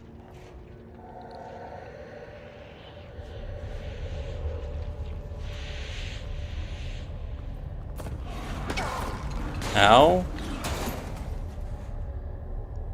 Oh, RS to crouch.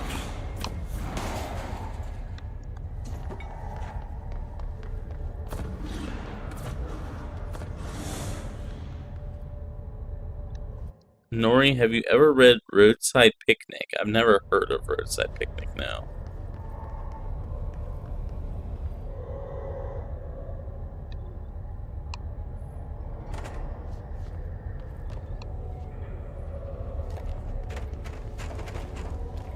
What is Roadside Picnic?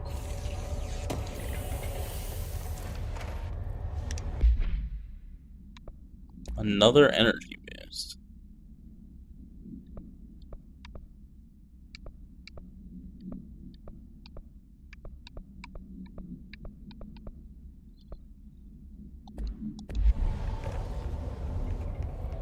Other side picnic?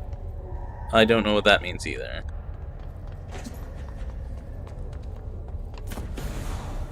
So why would I crouch when I can run?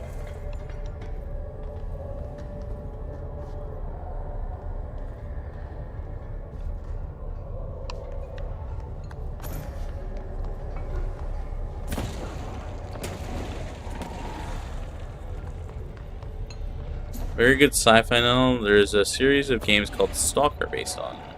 Well, I've heard of Stalker. The Stalker games? I've definitely heard of them. I don't know what they're about. I've definitely heard of them. They're like Russian or something, I think. Am I thinking of the right game?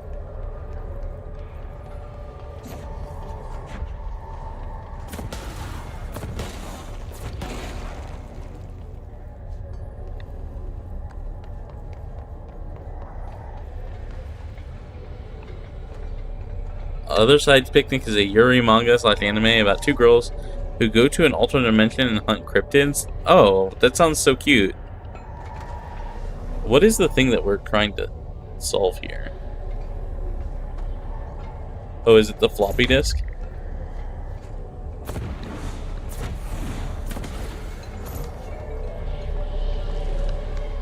It is the floppy disk.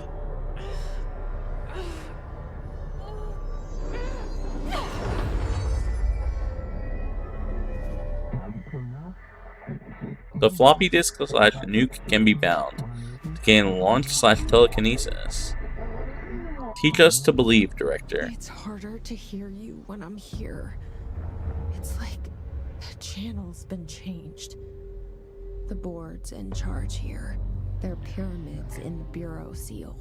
Are they really the ones pulling the strings? I'm not their director. I'm no one's director. Okay. Take place in Russia, but the devs are Ukrainian? Okay.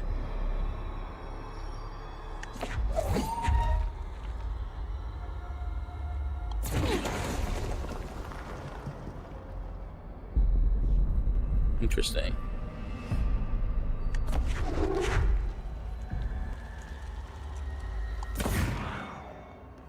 Okay, does picking up something that's smaller take less? No, it takes half each time.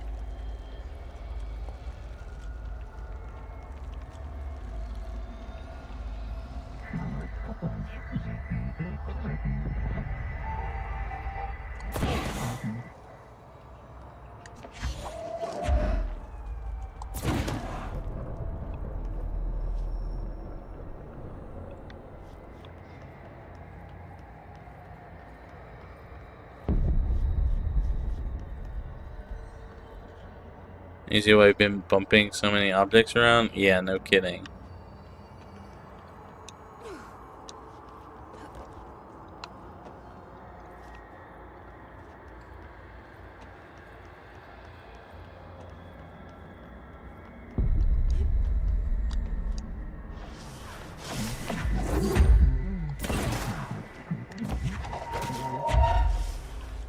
Oh, you can get things behind things.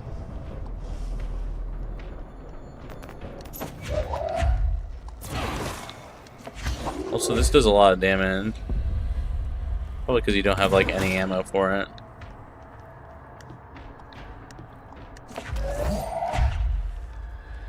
I don't know where the fuck that came from, but... There's also, like, an aim assist on this.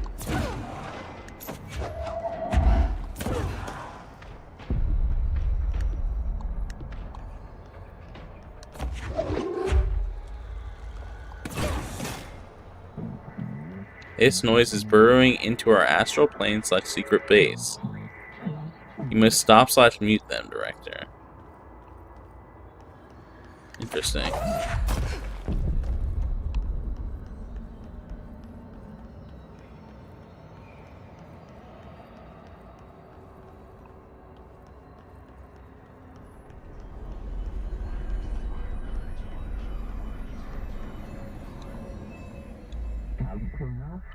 The floppy disk is now bound / delivered. The hiss / antagonist is seeking our astral plane. There you are. You were gone. Cut off. I got it. Just like you wanted, right? This will help me fight the hiss.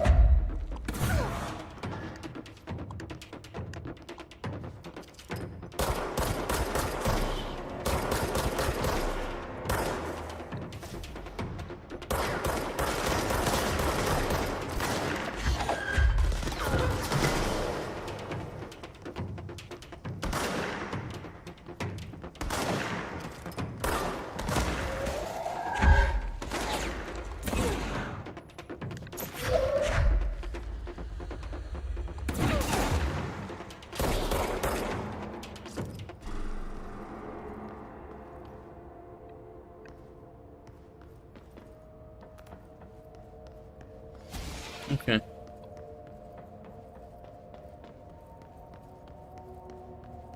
You can just rip concrete up? Oh, interesting.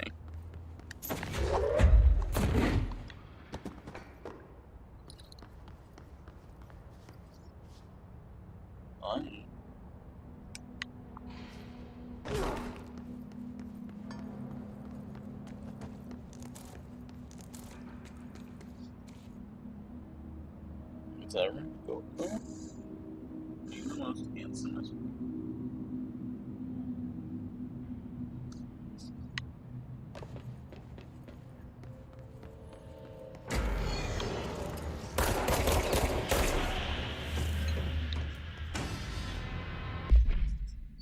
Hiss Ranger. Ranger of the Bureau's well-trained and well-armed expeditionary forces. Their hiss-corrupted counterparts are equally formidable. Okay.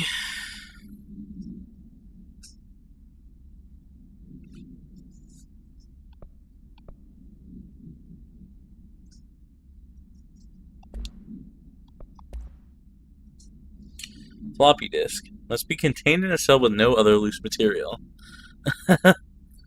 Acquisition date, March 11th, 1974. What happened in 1974?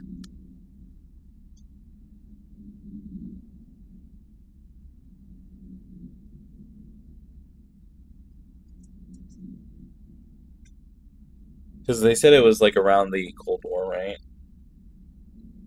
1974. Watergate happened. West Germany was the host nation of the World Cup. Huh.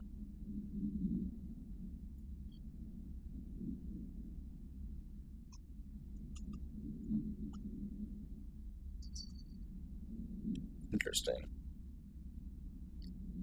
Major events include I mean, a bunch of stuff regarding West Germany and the resignation of Richard Nixon, a bunch of wars in the Middle East, the Rumble in the Jumble, a boxing match between Muhammad Ali and George Foreman. Interesting. The object is an 8-inch diskette containing Soviet-era nuclear launch codes. When bound, the object allows para-utilians to kinetically lift material and throw it a short distance. Okay, I don't know about short, but sure. Stolen from a Soviet military base located in blank by agents with the CIA. To use the launch codes, contain launch codes, missiles believed to be reserved for use against blank. After being returned to America, the diskette began throwing computational hardware at devices and members of the blah, blah, blah. Okay.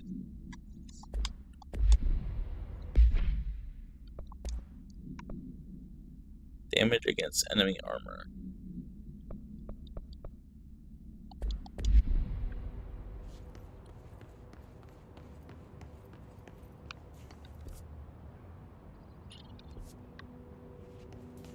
Emily said that the hotline can be reached through the mailroom.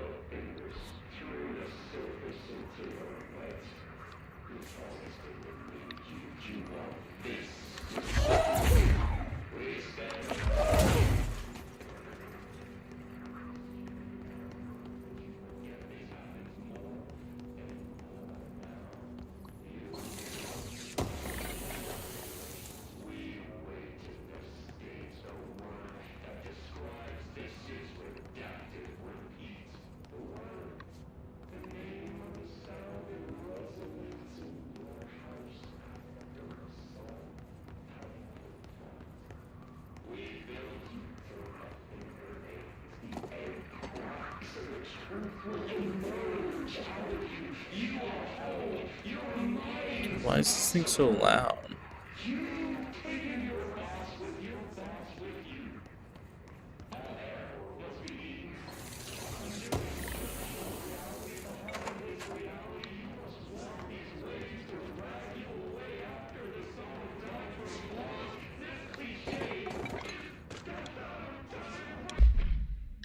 Willow AWE. National news sites have begun publishing the story of the polar bear attack on the Alaskan town. You all know I don't like to boast, but claiming that the family was killed by migrating polar bears, desperate for food because their ecosystem is being ruined by global warming, was a stroke of genius. Using current ecological concerns makes the public less likely to blank. So another AWE behind us and the public none the wiser. Well done, everyone. It was a strong campaign and perfectly executed. This doesn't mean we can stop monitoring blank and blank for any off-message opinions. It's looking like we're in the clear. Mossy out. Okay. Bro is proud of covering up people's deaths. Dude, who is shouting? It's coming from like right here.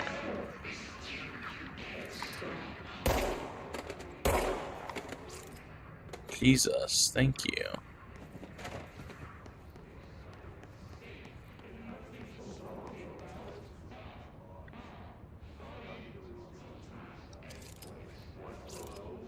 Sorry, that was me. Yeah, it's his job. Who's hid?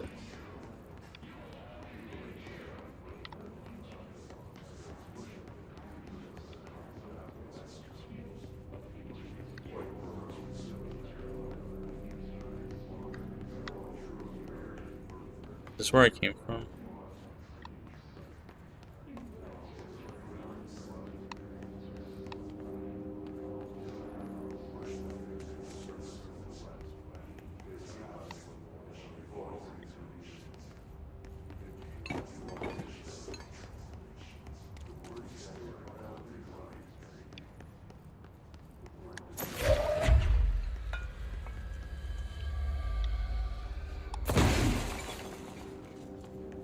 That's interesting.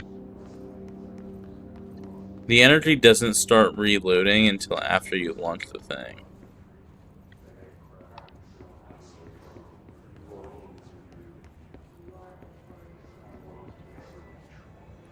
Clearance level 1. Oh, and they... Okay. So they did put a save room before this boss fight. That's convenient. This must open the door.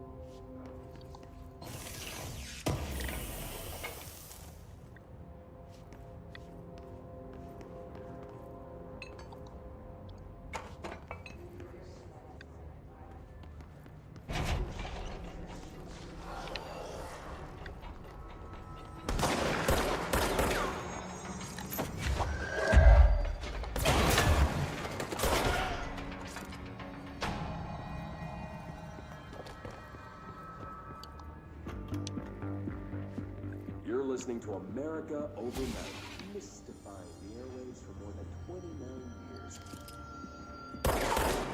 Thank you for staying on with us. Ghosts.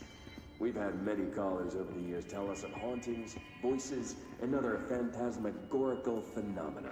Today, friend of the show, Dr. Quincy Reagan, tells his story. Dr. Quincy Reagan. Thanks. This is something I experienced recently while staying at the Chili Pines Motel in Macon for last year's Suspicion-Con. I was in Suspicion-Con. room 47.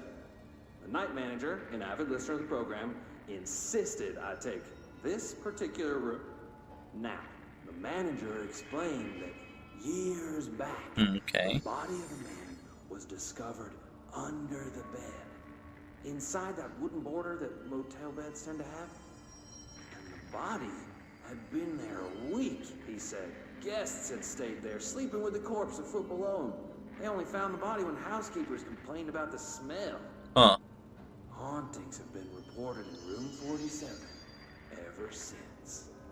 I happily took the room. I fell asleep pretty quick, checking under the bed first, of course. No ghosts visited me. No chilly spots or flickering lights. Okay. When I woke up, I found myself under the bed. It was dark and stiflingly hot. Luckily, What? I was able to push the mattress off and crawl out before I suffocated. The night manager was kind enough to find me another room. Oh, there you have it, listeners. What we call ghosts take many forms. Quincy was brave enough to tell his story. I mean, And I encourage okay. you to keep calling and writing whenever you encounter something strange, something you can't explain. Maybe you're seeing colors that we have no name for. Maybe your toaster is possessed. Remember, dear listeners, when no one else believes you, we do.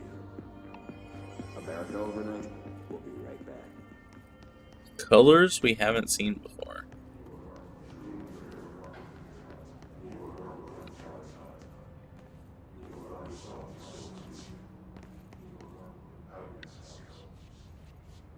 What's a color that we haven't seen before? Because we know all the colors, right? What is this? Oh my god.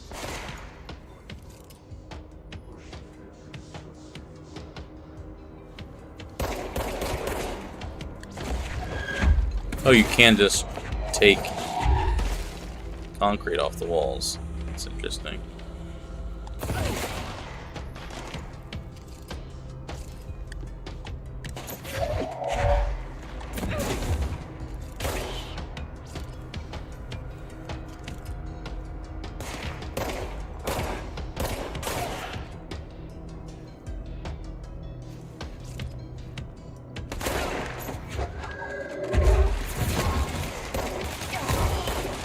Oh, I died. she'd have a crazy career in construction. She really would.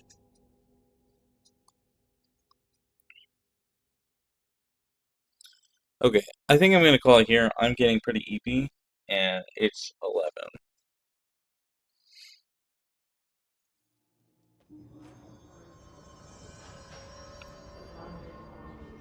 Instead, she works for the feds. Well, she explicitly claims to not work for the feds, right? I know you can't save. You return to the last checkpoint. Yeah, sure. I'm not a huge fan of checkpoint saving games, but sure. What the fuck is this? Alan Wake 2. The Foundation. Was this like DLC?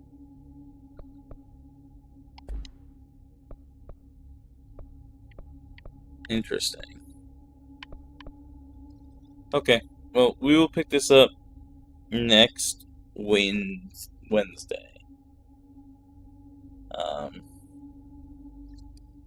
Until then, I will catch you guys next time. I will see you all tomorrow. I know the waiting room isn't up yet, but I am planning on playing Skyrim tomorrow, continuing our run.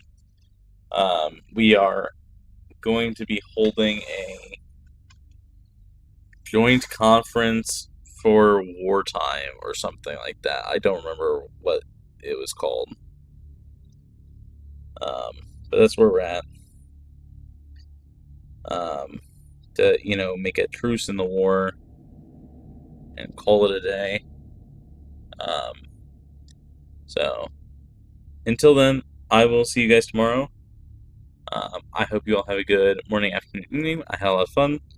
I hope you guys did too. And I'm glad I got to talk about Offkai because I had a good time. I'm really glad I got to meet the people that I did. And I hope to see you guys tomorrow. Good night. Good night, good night. Let me change screens to just chatting. And yeah. Until next time. Good night, good night, good night. Bye bye. Bye bye bye bye bye bye.